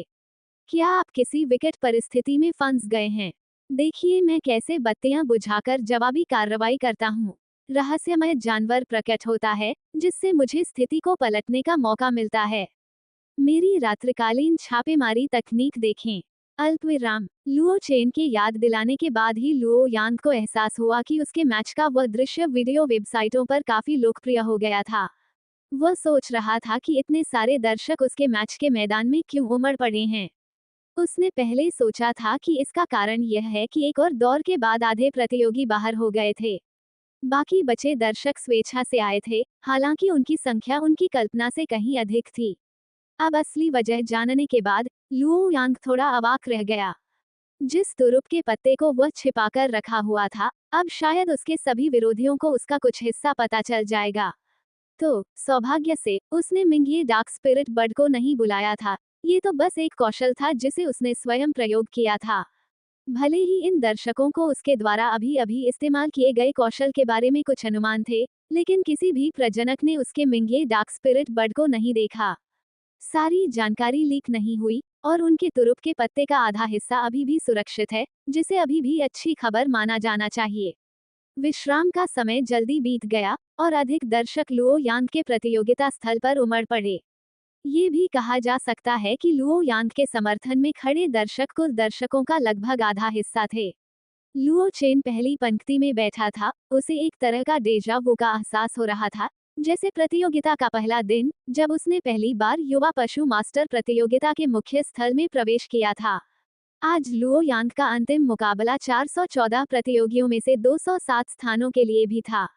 बीस्ट मास्टर प्रतियोगिता में ब्रीडर प्रतियोगिता की तुलना में अधिक प्रतियोगियों का चयन किया गया। लोअर सिटी के शीर्ष 10 प्रतियोगी अपने अपने शहरों का प्रतिनिधित्व कर सकते थे और मिडिल सिटी में प्रतिस्पर्धा कर सकते थे।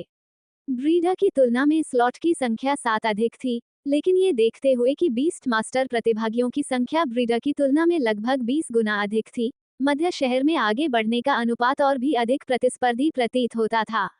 जिज्ञासा, जांच पड़ताल और प्रत्याशा भरी निगाहों के बीच लुओ यांग ने आखिरकार दिन के अपने तीसरे मैच का स्वागत किया। अंततः उनका प्रतिद्वंदी युद्ध के मैदान के दूसरी ओर प्रकट हुआ। हालांकि इस बार लुओ यांग का प्रतिद्वंदी लुओ चेन की नजरों में एक बहुत ही जाना पहचाना चेहरा था। ये झांग झेंग था, जिसने बार बार उसकी दुकान से किंग्यू घास खरीदी थी, और वह किंग्यांग शहर के नगर रक्षक झांग क्यूई का सबसे बड़ा बेटा भी था। झांग झेंग और लुओ यांग की मुलाकातें बेशक कई बार हो चुकी थीं, लेकिन अब उनके बीच 2000 मीटर से अधिक की दूरी होने के कारण पुरानी यादें ताज़ा करना वाकई असुविधाजनक था। फिर उसने चारों ओर देखा। हे भगवान, किसी को तो यही लगता होगा कि यह फाइनल प्रतियोगिता का स्थान है, इतने सारे दर्शक क्यों थे? झांग झेंग शुरू में दर्शकों की अत्यधिक संख्या देखकर स्तब्ध रह गया, लेकिन स्वाभाविक रूप से वह ये नहीं मान सकता था कि ये दर्शक उसके लिए वहां मौजूद थे।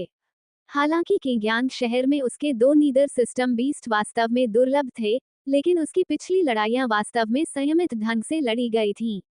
न केवल मुकाबले लंबे खींचे, बल्कि हर बार उन्होंने अपने प्रतिद्वंदी को हराने के लिए अपना पूरा जोर लगा दिया, इसलिए उन जैसे व्यक्ति को ज्यादा ध्यान आकर्षित नहीं करना चाहिए था। हालांकि अगर वे सामने वाले युवक की वजह से यहाँ आए थे, तो ये बात समझ में आती है। ये लुओ यांग उस दुकान के मालिक का छोटा भाई प्रतीत होता था। क्या ऐसा हो सकता है कि जो लोग आए थे वे उसके उस शैतान की वजह से आए हों? अचानक इस अनुमान के साथ झांग झेंग को लगा कि यह बहुत तर्कसंगत है। उस दुकान में मौजूद सभी जानवर बहुत रहस्यमय थे। शायद उनमें कुछ अनूठी विशेषताएं थीं जो इतने सारे दर्शकों को आकर्षित करती थीं। तस्क, झांग झेंग ने धीरे से आह भरी, यह एक कठिन लड़ाई होने वाली है। हालांकि उसे नहीं लगता था कि वह असफल होगा। आखिरकार वो लुओ यांग से काफी बड़ा था और उसका बनाया हुआ जानवर एक बहुत ही खास अस्तित्व था। उसके बगल में धीरे धीरे एक कंकाल का ढांचा प्रकट हुआ, जो लगभग उसकी ही ऊंचाई का था। इस कंकाल से सफेद जेड जैसी चमक निकल रही थी, जिससे डर नहीं लग रहा था, बल्कि ऐसा लग रहा था मानो ये कला का एक उत्तम नमूना हो। जाति, कंकाल, general rank, spirit beast, 6 star प्रकार, नेदर सिस्टम स्थिति, भ्रमित योग्यता, उत्कृष्ट कौशल 1। कंकाल बुलाना गहन स्तर कंकाल जनरल सीमित संख्या में कंकाल सैनिकों को अपने लिए लड़ने के लिए बुला सकता है। कंकाल सैनिकों के बिखरने के बाद वे एक निश्चित अवधि के बाद अपने मूल रूप में पुनः जुड़ सकते हैं। 2। अस्थि ब्लेड की बौछार गहन स्तर कंकाल जनरल लगातार अस्थि ब्लेड उत्पन्न कर सकता है, जो लक्ष्य क्षेत्र की ओर भेदते हैं। 3। श्वेत जेड अस्थि पृथ्वी स्तर कंकाल जनरल का पूरा शरीर श्वेत जेड अस्थि से बना है, जो समान रंग के अधिकांश ऊर्जा रूप हमलों से निर्भय है और शारीरिक हमलों के प्रति भी अत्यधिक प्रतिरोधक क्षमता रखता है। 4। अस्थि ढाल गहन स्तर कंकाल जनरल अपने बाएं हाथ में एक ढाल रखता है, इस ढाल में शक्तिशाली रक्षात्मक क्षमताएं हैं। 5। अस्थि तलवार गहन स्तर कंकाल जनरल अपने दाहिने हाथ में एक तलवार रखता है, ये तलवार अतुलनीय रूप से तेज है, जो ऊर्जा रूप ढालों को भी भेदने में सक्षम है। 6। अस्थि अग्नि गहन स्तर कंकाल सेनापति अस्थि अग्नि को अपने हमलों में शामिल कर सकता है, जिससे दुश्मनों के लिए एक अप्रत्याशित खतरा उत्पन्न होता है। विकास पथ अभी तक अनलॉक नहीं हुआ है। चूंकि झांग झेंग का अनुमान था कि लुओ यांग ही उसके सामने आने वाला सबसे खतरनाक प्रतिद्वंद्वी हो सकता है, इसलिए उसने शुरुआत से ही पूरी ताकत लगाने की तैयारी कर ली। कंकाल सेनापति के शरीर से एक सफेद चमकदार रोशनी निकली और फिर एक के बाद एक उसके और झांग झेंग के चारों ओर प्रेत कंकाल प्रकट होने लगे। उन मायावी आकृतियों की संख्या को देखते हुए वे लगभग 50 थीं। कंकाल सेनापति द्वारा कंकाल सैनिकों को बुलाने की प्रक्रिया के दौरान लुओ यांग पहले से ही स्कारलेट फ्लेम पर बैठा हुआ था और तेजी से झांग झेंग की दिशा में दौड़ रहा था। ऐसा प्रतीत हो रहा था कि वह उनके बीच की दूरी को जल्दी से कम करना चाहता था। जब 50 से अधिक कंकाल सैनिक पूरी तरह से ठोस रूप में जमा हो गए और कंकाल जनरल और झांग झेंग के चारों ओर एक रक्षात्मक घेरा बना लिया। लुओ यांग और स्कारलेट फ्लेम पहले ही मैदान का आधा हिस्सा सफलतापूर्वक पार कर चुके थे। उन्होंने बीच में घिरे हुए झांग झेंग को देखा और एक चौड़ी मुस्कान बिखेर दी।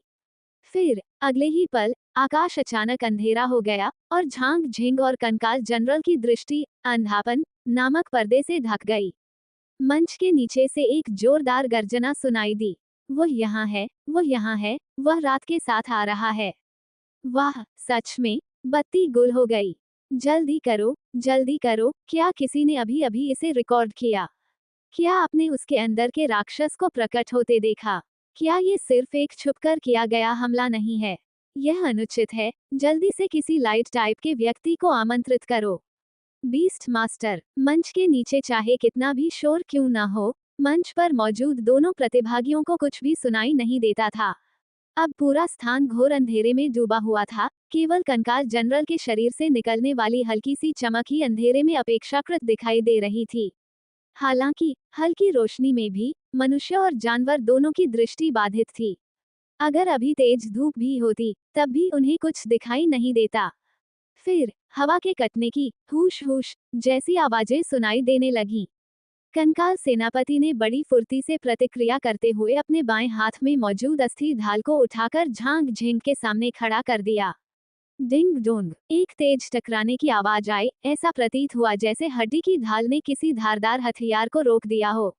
कश दुर्भाग्यवश बोन शील्ड ने केवल झांग झेंग के महत्वपूर्ण अंगों की रक्षा की, तेज हथियार से उसकी बाहें और जांघें अभी भी कट गई थीं। इससे भी ज्यादा भयावह बात यह थी कि ऐसा प्रतीत हुआ कि कुछ चीज चोटिल जगहों से होते हुए झांग झेंग के शरीर में प्रवेश कर गई।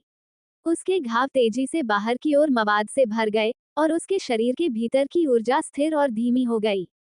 3. छाया क्षरण गहन स्तर मिंग डार्क स्पिरिट बर्ड द्वारा किसी लक्ष्य पर प्रभावी क्षति पहुंचाने के बाद परिणामी घाव छाया शक्ति को बनाए रखेगा, जिससे लक्ष्य पर लगातार क्षरण होता रहेगा। झांग झेंग, जिसे पहले पूरा यकीन था कि वो कभी असफल नहीं होगा, ने जबरदस्ती एक कड़वी मुस्कान बिखेरी। लुओ यांग की चालों ने वाकई उसे चौंका दिया था। इसके अलावा फिलहाल भले ही लुओ यांग हमला करना जारी न रखे, लेकिन जब तक लड़ाई लंबी खींचती रहेगी, बिना किसी उपचार प्रकार के जानवर के, उसकी हार निश्चित थी। स्केलेटन जनरल से मिली प्रतिक्रिया से ये भी पता चला कि वो कुछ भी नहीं देख पा रहा था। ऐसा लग रहा था कि प्रतिद्वंद्वी के पास दृष्टि छीनने वाला एक बहुत ही शक्तिशाली कौशल था।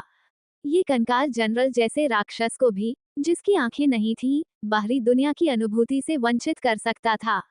अब वो और कंकाल जनरल केवल बिना सिर वाली मक्खियों की तरह इधर उधर हाथ पैर मार सकते थे। झांग झेंग ने आह भरते हुए कहा, मुझे आज असफल होने की उम्मीद नहीं थी। और हवा के कटने की आवाज फिर से सुनाई देने से पहले ही उसने चिल्लाकर कहा, मैं हार स्वीकार करता हूँ। जैसे ही वे 3 शब्द बोले गए, लू यांग के बगल में अभी अभी संघनित हुई शेडो रिंग ब्लेड वापस छाया में परिवर्तित हो गई और गायब हो गई। कार्यक्रम स्थल पर अंधेरा धीरे धीरे छंट गया और रोशनी लौट आई। झांग झेंग और कंकाल जनरल की दृष्टि भी वापस आ गई, लेकिन दुर्भाग्य से कंकाल जनरल ने अभी तक अपनी पूरी शक्ति का प्रदर्शन नहीं किया था।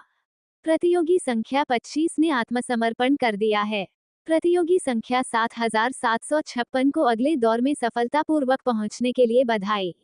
प्रतियोगिता 3 दिनों में आयोजित की जाएगी। कृपया समय पर पहुंचें। सिस्टम की घोषणा युद्ध के मैदान और दर्शक दीर्घाओं में गूंज उठी। मंच के नीचे कुछ क्षणों के लिए सन्नाटा छा गया, फिर जोरदार जयकारे गूंज उठे। शानदार, मैच 1 मिनट से भी कम समय में समाप्त हो गया। हे भगवान, मैंने लुओ यांग के सारे मैच देख लिए हैं और समय बस कम होता जा रहा है। अंधेरा बहुत था, कुछ दिखाई नहीं दे रहा था। मैं सिस्टम से अनुरोध करता हूँ कि वह मैच की फुटेज को रोशनी वाली स्थिति में दोबारा चलाए। यह एक अच्छा सुझाव है, मैं सहमत हूँ। इस समय झांग झेंग ने तुरंत युद्ध क्षेत्र नहीं छोड़ा। वह अभी भी कंकाल सैनिकों के केंद्र में खड़ा था। उसके बगल में कंकाल जनरल था, जिसकी ढाल उसकी रक्षा कर रही थी। यह मुद्रा लंबे समय तक बनी रही, मानो झांग झेंग के आदेश के बिना कंकाल जनरल की यह मुद्रा अनिश्चित काल तक जारी रहेगी। हालांकि इस समय तक झांग झेंग के पैरों में पहले से ही किसी धारदार हथियार से किए गए गहरे, हड्डी दिखाई देने वाले घाव थे। स्पष्ट रूप से देखा जा सकता था कि काली ऊर्जा घावों की सतह पर चिपकी हुई थी, जिसके कारण घाव का क्षेत्रफल लगातार बढ़ रहा था। झांग झेंग का चेहरा पीला पड़ गया था, मानो वह एक पल भी और सहन नहीं कर सकता था। उसने अपने से कुछ ही दूरी पर खड़े लुओ यांग की ओर देखा और कहा, तुम्हारा पशुवत स्वभाव और प्रतिभा दोनों ही बहुत शक्तिशाली हैं। लुओ यांग के प्रतिद्वंद्वी के रूप में वह स्पष्ट रूप से महसूस कर सकता था कि लुओ यांग ने अपने दूसरे जानवर को नहीं बुलाया था, बल्कि केवल अपनी प्रतिभा का उपयोग किया था। इसलिए भले ही दर्शक दीर्घा में अब कई जिज्ञासु ब्रीडर मौजूद थे, लेकिन इस लड़ाई के बाद भी वे उसके जानवर के बारे में कोई जानकारी प्राप्त नहीं कर सके। लुओ यांग के चेहरे पर कुछ अस्वाभाविक भाव दिखाई दिए। उसने अपना सिर खुजाते हुए कहा, तुम्हें जल्दी से मायालोक से बाहर निकल जाना चाहिए। इस घाव में दर्द हो रहा है। वाकई, यह अच्छा नहीं था। एक भयानक अनुभूति हो रही थी कि समय के साथ साथ हमारी पांचों इंद्रियां धीरे धीरे कमजोर होती जा रही हैं। उसने सिर हिलाया और कुछ नहीं कहा, और झांग झेंग और उसकी कंकाल टुकड़ी प्रेतों में परिवर्तित हो गए और युद्ध के मैदान से गायब हो गए। आज लुओ यांग ने बिना कोई अंक गंवाए अगले दौर में, या यूं कहें कि शीर्ष 207 में जगह बना ली। प्रतियोगिता के महज 2 दिनों में ही 13,017 लोग बाहर हो चुके थे। ये दक्षता वास्तव में भयावह थी। हालांकि इनमें से कई बीस्ट मास्टर ऐसे थे जो सिर्फ मौज मस्ती के लिए ही वहां मौजूद थे, लेकिन जब संख्या बढ़ी तो कई दुर्जेय प्रतियोगी भी थे। लुओ यांग ने अपने चारों ओर उमड़ते हुए दर्शकों को देखा, अपनी गर्दन सिकुड़ी और दृढ़ता से ऑफलाइन होने का विकल्प चुना। लुओ यांग द्वारा अपनी उन्नति की पुष्टि करने के बाद लुओ चेन उससे भी पहले मायावी दुनिया से बाहर निकल गया था। लुओ चेन ने टर्मिनल पर लियांग जिंगसी को एक संदेश भेजा, उसने आज अपना पिछला वादा पूरा करने का फैसला किया। धड़कन धड़नन धड़नन। लियांग जिंगसी चेन्यांग पेटस्टो के प्रवेश द्वार पर खड़ी थी और उत्सुकता से दरवाजे पर दस्तक दे रही थी। उस समय दरवाजे पर टंगा हुआ बोर्ड अभी भी यही लिख रहा था, भंडारण कार्य जारी है, अस्थायी रूप से बंद है। क्लिक। दरवाजा अंदर से झटपट खोल दिया गया। लियांग जिंगसी के सामने हवा में उड़ता हुआ एक आध्यात्मिक पशु प्रकट हुआ, जो लाल, पीले, नीले, हरे और बैंगनी रंग के चमकीले पंखों वाला एक आध्यात्मिक पक्षी था। क्या पता वह कोई राक्षस ही तो था जो द्वारपाल की भूमिका निभा रहा था। लियांग जिंगसी ने इस खूबसूरत पंखों वाले पक्षी को दूसरी बार देखा था। हालांकि उसका परिवार जानवरों की नीलामी के कारोबार में था और उसने कई ऐसे जानवर देखे थे जो आम लोगों के लिए दुर्लभ थे, फिर भी वह इस विशेष पक्षी की नस्ल की पहचान नहीं कर सकी। हालांकि चूंकि यह इसी दुकान में था और ऐसा प्रतीत होता था कि ये दुकान के भीतर किसी प्रकार का काम कर रहा था, इसलिए इस जीव की दुर्लभता असाधारण होनी चाहिए। जब लियांग जिंगसी रंगीन ध्वनि आत्मा चिड़िया का मूल्यांकन कर रहा था, तो रंगीन ध्वनि आत्मा चिड़िया को लियांग जिंगसी की उसकी कीमत को आंकने वाली निगाहें पसंद नहीं आई, इसलिए उसने जोर से पुकारा, दुकानदार जी, बाहर एक छोटी बच्ची है, क्या मैं उसे अंदर आने दूं? दरवाजे के अंदर से एक युवक की स्पष्ट आवाज आई, उसे अंदर आने दो। और तुम्हारी भाषा असभ्य है। आज के स्पिरिट बीस्ट के मांस में कटौती की जाएगी। लुओ चेन की प्रतिक्रिया सुनकर रंगीन ध्वनि आत्मा चिड़िया ने आखिरकार अपना शरीर हिलाया, जो दरवाजे के बीचों बीच खड़ा था। फिर वह अत्यंत पीड़ा में विलाप करने लगा। दुकानदार जी, मेरी भाषा असभ्य कैसे थी? वह तो एक छोटी बच्ची ही है। और आपके मानवीय सौंदर्य शास्त्र के अनुसार वह इस उम्र में बूढ़ी महिला नहीं हो सकती, है ना? धड़ाम। दुकान के अंदर से किसी भारी वस्तु के जमीन पर गिरने जैसी आवाज आई, फिर अचानक सन्नाटा छा गया। किसी दरिंदे द्वारा लापरवाही से छोटी लड़की कहलाना लियांग जिंगसी के लिए पहली बार था। वह दरवाजे से दुकान में दाखिल हुई, उसके चेहरे पर हंसी और झुंझलाहट दोनों के भाव थे, और फिर उसने लुओ चेन को देखा, जिसने उसे आज ही संदेश भेजा था। वह इस समय दुकान के प्रवेश द्वार के ठीक सामने बने विश्राम क्षेत्र में बैठा था। वह चंचल पक्षी अब मुंह बंद करके अपने पंखों से लुओ चेन के पैरों को धीरे से थपथपा रहा था। हालांकि उसकी घूमती हुई आंखें स्पष्ट रूप से अनिच्छा नामक भावना को प्रकट कर रही थीं। विशेषकर लियांग जिंगसी को प्रवेश करते देख उसकी आंखों में और भी गहरी असंतुष्टि दिखाई दी। मिस लियांग, इस दुकान की पहली मंजिल पर पिंजरों में बंद सभी जानवर बिक्री के लिए हैं। जानवरों की जानकारी और कीमतें पिंजरों के बाहर प्रदर्शित हैं। आप अपनी इच्छानुसार चुनाव कर सकते हैं। लियांग जिंगसी ने अपना मुंह ढक लिया और खिलखिलाकर हंसी। मैं लंबे समय से दुकान में मौजूद जानवरों को देखने का इंतजार कर रही थी। आज मुझे सोच समझकर चुनाव करना होगा। लुओ चेन ने कोई स्पष्ट जवाब नहीं दिया और मुस्कुराते हुए कहा, ये जानवर आपको संतुष्ट कर देंगे, लेकिन कीमतें भी काफी खूबसूरत हैं। लियांग जिंगसी ने दुकान का हल्के से जायजा लिया। अपनी पहली सरसरी नजर में ही उसने कई तरह के अनोखे जानवरों को देख लिया था, और पिछले राक्षस के उदाहरण से आश्वस्त होकर वह स्वाभाविक रूप से लुओ चेन की बातों पर संदेह नहीं करेगी। इसलिए पूरी उम्मीद के साथ वह दुकान के दोनों ओर बने पिंजरों की ओर चल पड़ी। कुछ पल के लिए दुकान में सन्नाटा छा गया, केवल उसकी ऊंची हीलों के फर्श पर पड़ने की कुरकुरी टैप टैप की आवाज सुनाई दे रही थी।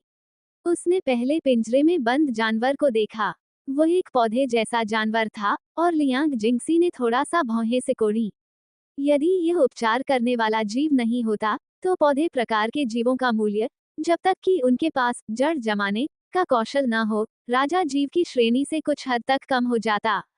पिंजरे के अंदर की जमीन बर्फ की मोटी परत से ढकी हुई थी, और पिंजरे के केंद्र में एक वॉश बेसिन के आकार का हिमकमल था। इसकी पंखुड़ियां परतदार और जटिल थीं, अर्ध खुली आकृति में।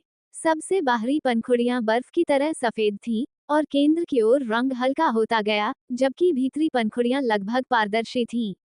पिंजरे के भीतर इस छोटी सी दुनिया तक सीमित होने के बावजूद इसने एक सुंदर और आकर्षक मुद्रा बनाए रखी, मानो कोई देवी बर्फ से ढके पहाड़ में विराजमान हो। जाति, बर्फ का क्षेत्र हिमकमल। रैंक, स्पिरिट बीस्ट 6 स्टार। प्रकार, बर्फ प्रकार। योग्यता, उत्कृष्ट। कौशल 1, गिरती बर्फ पीला स्तर आइस स्नो लोट्स एक छोटे से क्षेत्र में हिमपात पैदा करता है। 2, स्नो लोट्स इमेज पृथ्वी स्तर आइस डोमेन स्नो लोट्स अपने चारों ओर बर्फ और हिम से बनी छवियां उत्पन्न करता है, और ये छवियां लगातार आसपास की ऊष्मा को अवशोषित करती हैं, जिससे कम तापमान वाला वातावरण बनता है। साथ ही आवश्यकता पड़ने पर ये स्नो लोट्स छवियां स्वयं विस्फोट कर नुकसान पहुंचा सकती हैं, और ice domain snow lotus in snow lotus छवियों के साथ स्थान बदल सकता है। 3, बर्फ का कांटा गहन स्तर अपने एक निश्चित दायरे के भीतर जमीन से नुकीले बर्फ के कांटे निकलते हैं। 4, फ्रॉस्ट इन्वेजन प्रोफाउंड टियर लक्षित क्षेत्र में तापमान को कम करता है और सभी लक्ष्यों पर नकारात्मक प्रभाव डालता है, जिसमें गति कम होना, ऊर्जा की खपत बढ़ना, फ्रॉस्ट बाइट होना और अचेत होना शामिल है। 5. Snow lotus flower shield profound tier. ये फ्लावर शील्ड के मालिक को अत्यधिक कम तापमान के प्रभावों से अलग करता है और आइस डोमेन स्नो लोड्स के आक्रमण कौशल के प्रभावों से प्रतिरक्षित कर सकता है। 6. हिम क्षेत्र पृथ्वी स्तर। हिम क्षेत्र का स्नो लोड्स 1000 वर्ग मीटर के दायरे में जमीन पर बर्फ की मोटी परत से एक हिम क्षेत्र बनाता है। हिम क्षेत्र के भीतर हिम स्नो लोड्स के विभिन्न कौशल आधी ऊर्जा की खपत करते हैं और उनके प्रभाव बढ़ जाते हैं। क्योंकि यह जानकारी लुओ चेन द्वारा हस्तलिखित थी, इसलिए इसमें कोई स्थिति या विकास पथ नहीं था। लियांग जिंगसी ने अविश्वास भरी निगाहों से आइस डोमेन स्नो लोड्स के आखिरी कौशल आइस डोमेन को देखा। उसने इसे गलत तो नहीं पढ़ा था। यह एक डोमेन प्रकार का था। कौशल वाइल्ड रैंकपेट बनने की सीमा। हालांकि यह एक पृथ्वी स्तरीय कौशल था, लेकिन इसका विवरण सामान्य प्रतीत होता था। हालांकि डोमेन प्रकार किंग रैंक के जानवरों के लिए वाइल्ड रैंक के पालतू जानवरों तक पहुंचने के लिए कौशल बेहद महत्वपूर्ण है। अनगिनत जानवर और बीस्ट मास्टर इस स्तर तक पहुंचने से पहले ही अटके रह जाते हैं। लेकिन क्या स्पिरिट रैंक का जानवर वास्तव में किसी डोमेन प्रकार को समझ सकता है? कौशल लियांग जिंगसी को अनजाने में संदेह होने लगा। हालांकि इसके कौशल विवरण में डोमेन शब्द शामिल था और इसका विवरण डोमेन के समान ही था, फिर भी लियांग जिंगसी को तत्काल उत्तर की आवश्यकता थी। दुकानदार लुओ, क्या आपके आइस डोमेन स्नो लोड्स का आइस डोमेन कौशल वास्तव में एक डोमेन प्रकार का है? कौशल लियांग जिंगसी की आवाज उत्साह से थोड़ी कांप रही थी। लुओ चेन ने आवाज सुनी और उत्सुकता से उधर देखा। अरे हाँ, क्या कोई समस्या है? शायद लुओ चेन का लहजा कुछ ज्यादा ही शांत और उदासीन था, इसलिए लियांग जिंगसी को दोबारा पुष्टि करनी पड़ी। मेरा मतलब है, एक राजा जानवर के जंगली जानवर बनने के लिए सबसे महत्वपूर्ण कौशल वह क्षेत्र है जिसके लिए कम से कम एक क्षेत्र प्रकार को समझना आवश्यक है। कौशल लुओ चेन ने अपने हाथ में पकड़ी किताब को अपने सामने मेज पर रख दिया और आत्मविश्वास और सहजता से उत्तर दिया। जी हाँ, सुश्री लियांग, मैं पुष्टि करता हूँ कि यह डोमेन प्रकार का है। आप जिस कौशल की बात कर रहे हैं, वह क्या है? क्या वह सचमुच ऐसे जानवर को बेचने को तैयार होगा? लियांग जिंगसी ने झट से अपने बाकी शब्द निगल लिए।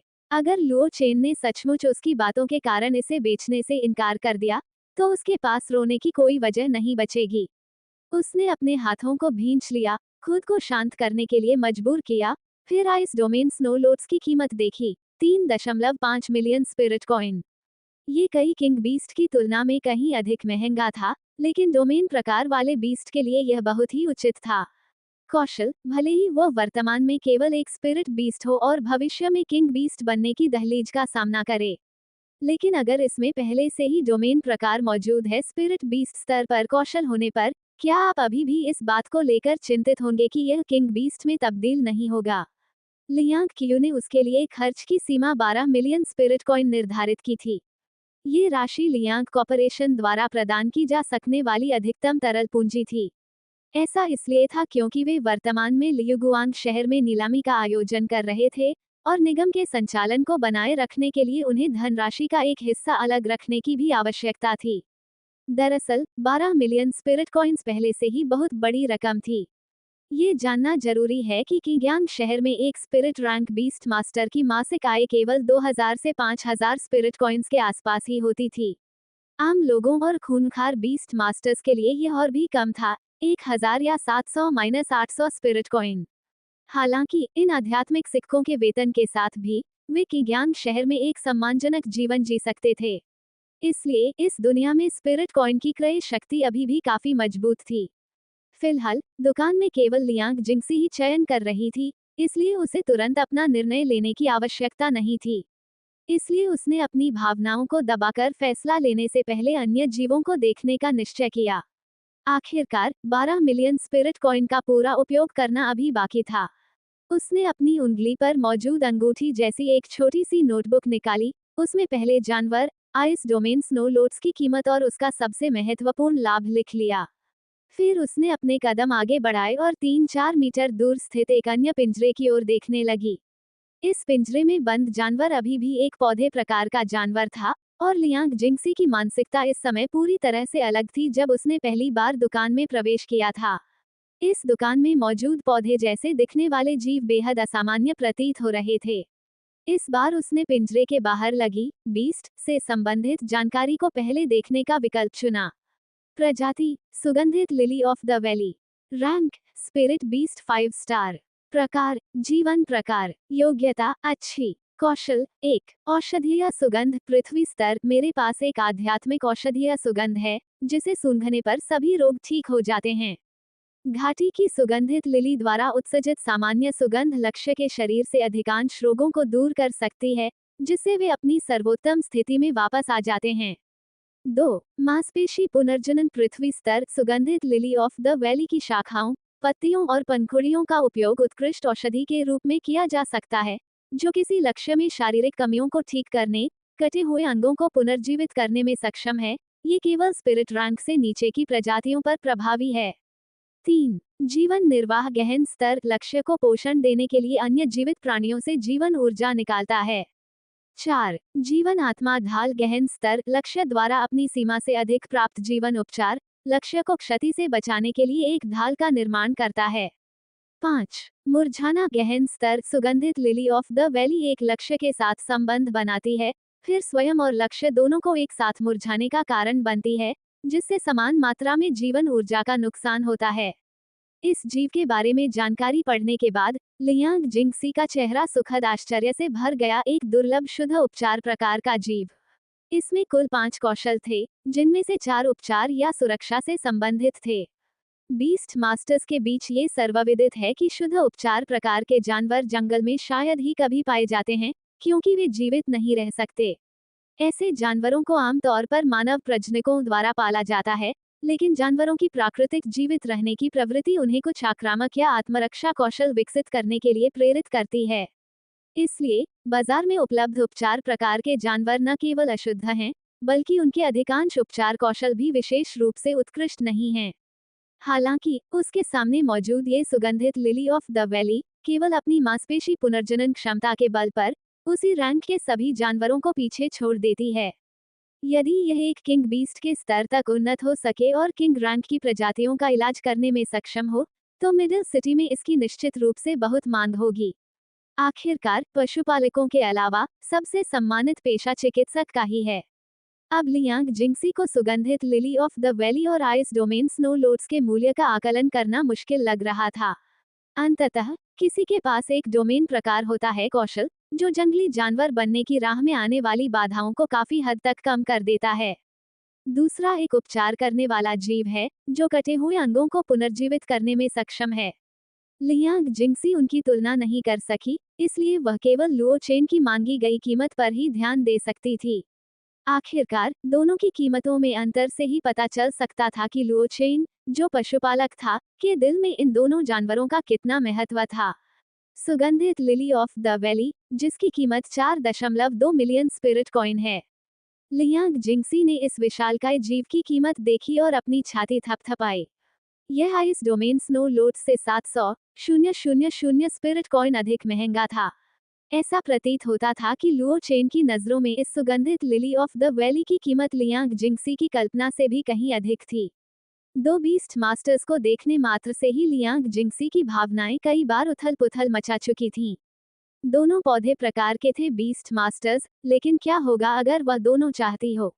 जल्दबाजी में फैसला न लेते हुए लियांग जिंगसी ने खुद को शांत किया और अपनी नोटबुक में सुगंधित लिली ऑफ द वैली के बारे में लिख लिया।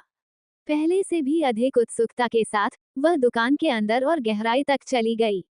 इससे पहले उसने जिस दूसरे बीस्ट मास्टर को देखा था, वह स्टारलाइट स्टोन स्पिरिट था, जिसमें उत्कृष्ट योग्यता थी और वह स्पिरिट बीस्ट 8 स्टार क्षेत्र में था। हालांकि इसकी कीमत पिछले दोनों की तुलना में काफी कम थी, ये केवल 10 लाख स्पिरिट कॉइन में बिक रहा था। इसके टिप्पणी अनुभाग में इस बीस्ट मास्टर की एक कमी बताई गई थी, धीमी प्रगति। शायद यही इस बीस्ट मास्टर की कम कीमत का मुख्य कारण था, क्योंकि बीस्ट मास्टर प्रतियोगिता में इस बीस्ट मास्टर का प्रदर्शन बहुत प्रभावशाली था और सामान्य तौर पर इसकी कीमत इतनी नहीं होनी चाहिए थी। अगले पिंजरे में एक और प्रकार का पौधा था, बीस्ट मास्टर। इसकी शाखाओं और पत्तियों पर रहस्यमय चिन्ह खुदे हुए थे और कभी-कभी पत्तियां अजीब तरह से फड़फड़ाती थीं। जिस पिंजरे में ये रहता था वह बाकी पिंजरों से ज्यादा अंधेरा था। 2 लगातार पिंजरों में गुई फा फू वेन ग्रास नामक इस पशु स्वामी को रखा गया था। पहला वाला स्पिरिट रैंक 3 स्टार और उत्कृष्ट योग्यता वाला 1.3 मिलियन स्पिरिट कॉइन में बिका। दूसरा वाला स्पिरिट रैंक 2 स्टार वाला और अच्छी योग्यता वाला 850,000 स्पिरिट कॉइन में बिका। लियांग जिंगसी ने चुपचाप अपना सिर हिलाया। उसे यकीन नहीं था कि लियुगुआंग शहर के धनी परिवारों में ये बीस्ट मास्टर लोकप्रिय होगा या नहीं, लेकिन इसकी अपेक्षाकृत कम कीमत और दुर्लभ प्रकार के कारण वह इसे खरीदकर आजमा सकती थी। और पीछे जाने पर आखिरकार उसे एक उचित पशु प्रकार का प्राणी दिखाई दिया। बीस्ट मास्टर, एक तितली बीस्ट मास्टर। 1000 आंखों वाली तितली, लियांग जिंगसी ने धीरे से इस पशु स्वामी का नाम पढ़ा। इसकी कौशल विवरण पढ़ने के बाद लियांग जिंगसी सुन्न हो गई। यहाँ तक कि ये दिखने में सामान्य तितली प्रकार की आकृति भी। बीस्ट मास्टर के पास आश्चर्यजनक रूप से 2 अर्थटीय स्किल थे। अपनी नोटबुक में इस बीस्ट मास्टर का रिकॉर्ड रखते हुए लियांग जिंगसी ने महसूस किया कि उसकी मानसिक शक्ति अब बहुत मजबूत हो गई है। अब से चाहे किसी भी प्रकार का बीस्ट मास्टर प्रकट हो, वह शांति से उसका सामना कर सकेगी। लियांग जिंगसी पिंजरे में बंद पशु स्वामी को अनमने ढंग से घूर रही थी और सोच रही थी, क्या सच में हाथी जैसा कोई छोटा प्राणी होगा? बीस्ट मास्टर, उसके सामने पिंजरे में मौजूद जानवर के स्वामी का रूप रंग तो मानक हाथी जैसा था, लेकिन वह केवल 30 से 40 सेंटीमीटर लंबा और 20 कुछ सेंटीमीटर ऊंचा था। उसका पूरा शरीर भूरे भूरे रंग की त्वचा से ढका हुआ था, जिस पर गहरे, एक दूसरे को काटते हुए पैटर्न बने हुए थे, मानो उसने अपने ऊपर गहरी धरती को लपेट रखा हो। जाति, विशाल हाथी। Rank, spirit beast 7 star. प्रकार, पृथ्वी। योग्यता, अच्छी। कौशल, 1 क्रूर बल गहन स्तर। विशाल हाथी स्वाभाविक रूप से अपार शक्ति से संपन्न होते हैं, जो अपने वजन से कहीं अधिक वजन वाली वस्तुओं को ले जाने या खींचने में सक्षम होते हैं। 2 कठोर त्वचा गहन स्तर। विशाल हाथियों की त्वचा मोटी होती है और उनकी रक्षात्मक क्षमताएं मजबूत होती हैं, जिससे वे बाहरी क्षति का प्रतिरोध कर सकते हैं। 3 भू दरार गहन स्तर। विशालकाय हाथी के कारण सामने की जमीन 20 मीटर लंबी, 10 मीटर गहरी और 5 मीटर चौड़ी दरार में फट जाती है। 4 अर्थ स्पाइक प्रोफाउंड टियर। विशालकाय हाथी लक्ष्य क्षेत्र के नीचे की जमीन को फुला देता है, जिससे कठोर अर्थ स्पाइक्स बनते हैं जो लक्ष्य पर हमला करते हैं। 5 पृथ्वी के साथ सामंजस्य। पृथ्वी स्तर। विशाल हाथी अपने पैरों के तलवों के माध्यम से अपने पैरों के नीचे की धरती से संवाद करता है, उससे शक्ति प्राप्त करके अपनी खोई हुई सहन शक्ति और ऊर्जा को तेजी से बहाल करता है। इस विशालकाय हाथी के बारे में जानकारी पिछले बीस्ट मास्टर्स जितनी अजीब नहीं लग रही थी, लेकिन दुकान के बाहर मौजूद अधिकांश बीस्ट मास्टर्स की तुलना में पृथ्वी स्तर के कौशल वाले किसी भी बीस्ट मास्टर की कीमत बहुत अधिक होती है, क्योंकि इस प्रकार के बीस्ट मास्टर के लिए किंग रैंक तक पहुंचना अपेक्षाकृत आसान होता है। वे अन्य बीस्ट मास्टर्स की तुलना में अधिक शक्तिशाली थे। लियांग जिंगसी विशालकाय हाथी के आकार को देखकर बहुत हैरान थी, क्योंकि कौशल के विवरण के अनुसार इस पशु स्वामी का आकार इतना छोटा नहीं होना चाहिए, है ना? हालांकि उसने चुपके से लुओ चेन की ओर देखा और अपने संदेह को दबाने का फैसला किया। दुकान में मौजूद अन्य पशु स्वामियों की तुलना में यह विशाल हाथी उसे उतना आकर्षित नहीं कर रहा था। हालांकि इस विशालकाय हाथी की कीमत केवल 800,000 स्पिरिट कॉइन थी, लेकिन नीलामी घर को स्वाभाविक रूप से इसके लिए पर्याप्त मूल्य अर्जित करने के लिए सबसे कीमती सिक्कों का चयन करना पड़ा। कुछ दूरी पर लियांग जिंगसी ने शी गुआंगलिंग गौरैया, मियान साइलेट साउंड फिंच और गोल्डन विंग लाइट तितली देखी। अंत में उसने आखिरी पिंजरे में मौजूद पशु स्वामी की ओर देखा और अनाड़ीपन से अपनी लार निगल ली, क्योंकि उनकी राय में इससे पहले के सभी बीस्ट मास्टर इसकी तुलना में कहीं नहीं ठहरते थे। ये वास्तव में एक विशाल पशु था और इसकी बिक्री कीमत इतनी अधिक थी कि वह अपने सारे पैसे खर्च करने के बाद भी इसे खरीद नहीं सकती थी। जाति, सूर्य चंद्रमा भेड़िया राजा। रैंक, किंग बीस्ट 1 सितारा। प्रकार, प्रकाश सूर्य का प्रकाश, प्रकाश चंद्रमा का प्रकाश। योग्यता, उत्तम। कौशल, 1 सूर्य छाया रूप। पृथ्वी स्तर। यह बाहरी वातावरण के आधार पर अपनी अवस्था चुनता है। सूर्य छाया रूप में इसके द्वारा किए गए सभी कौशल या शारीरिक हमलों का प्रभाव झुलसाने वाला होगा। 2 चंद्र छाया रूप। पृथ्वी स्तर। यह बाहरी वातावरण के आधार पर अपनी अवस्था का चुनाव करता है। चंद्र छाया रूप में इसकी गति बहुत बढ़ जाती है और ये लगातार अपनी खोई हुई ऊर्जा की भरपाई करता रहता है। 3. सन व्हील प्रोफाउंड अर्थ लक्ष्य पर हमला करने के लिए सौर ऊर्जा युक्त सन व्हील एकत्रित करता है। 4. मून व्हील प्रोफाउंड अर्थ लक्ष्य पर हमला करने के लिए चांदनी ऊर्जा से युक्त मून व्हील एकत्रित करता है। 5. सूर्य चंद्रमा आंखें गहन स्तर बाईं आंख चंद्रमा के प्रकाश को संघनित करती है और दाहिनी आंख सूर्य के प्रकाश का निर्माण करती है। इसकी आंखों से अलग अलग गुणों वाली प्रकाश की दो किरणें निकलती हैं, जो दूर के लक्ष्यों को भेदने वाली क्षति पहुंचाती हैं। 6. वुल्फ किंग की शक्ति गहन स्तर भेड़िया जाति के प्राणियों पर दबाव डालता है, जिससे उनके द्वारा उस पर किए जाने वाले हमले आधे हो जाते हैं। 7. सूर्य चंद्रमा घूर्णन पृथ्वी स्तर डोमेन कौशल।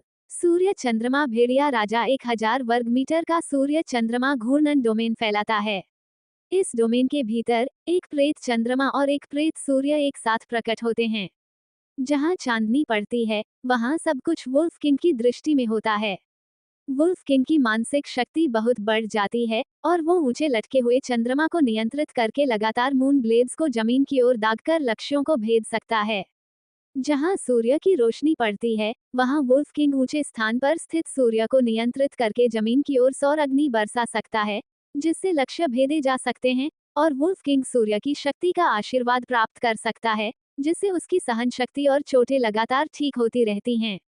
एक राजा पशु और एक ऐसा राजा पशु जिसके पास डोमेन कौशल है, ये तो बर्फ डोमेन स्नो लोट से भी अधिक कीमती था। लेकिन जब लियांग जिंगसी ने मूल्य वाले कॉलम को देखा, तो उसे वहां कुछ भी लिखा हुआ नहीं मिला। इस बार वह खुद को रोक नहीं पाए और मेज पर बैठे लुओ चेन से उत्सुकतापूर्वक पूछ बैठी। दुकानदार लुओ, ये कैसे हुआ, ये सन मून वुल्फ किंग बिक गया। लुओ चेन ने अपने हाथ में रखी किताब को धीरे से नीचे रख दिया और मुस्कुराया। मिस लियांग, क्या हम किसी और व्यापारिक सौदे पर चर्चा करें? तो दोस्तों, लुओ चेन और उसकी बीस्ट शॉप की रोमांचक कहानी का यह सफर यहीं रुकता है। लेकिन रोमांच अभी खत्म नहीं हुआ है। क्या लुओ चेन हर जानवर के उस गुप्त इवोल्यूशन मार्ग को खोज पाएगा? क्या उसकी दुकान इस पूरी दुनिया की सबसे बड़ी ताकत बन पाएगी? ये सब हम जानेंगे आने वाले एपिसोड्स में। अगर आपको आज का ये भाग पसंद आया, तो वीडियो को लाइक करके अपना प्यार जरूर जताएं। और इस बीस्ट टेमिंग की दुनिया का कोई भी हिस्सा मिस न करने के लिए चैनल को सब्सक्राइब करें और बेल आइकन जरूर दबाएं, ताकि अगला एपिसोड अपलोड होते ही आपको नोटिफिकेशन मिल जाए। आपको लू चेन का यह सीक्रेट सिस्टम और उसका अंदाज कैसा लगा? अपनी राय कमेंट बॉक्स में जरूर लिखें। मैं आपके कमेंट्स का इंतजार करूंगा। मिलते हैं अगले एपिसोड में, तब तक के लिए अपना ख्याल रखें। शुक्रिया।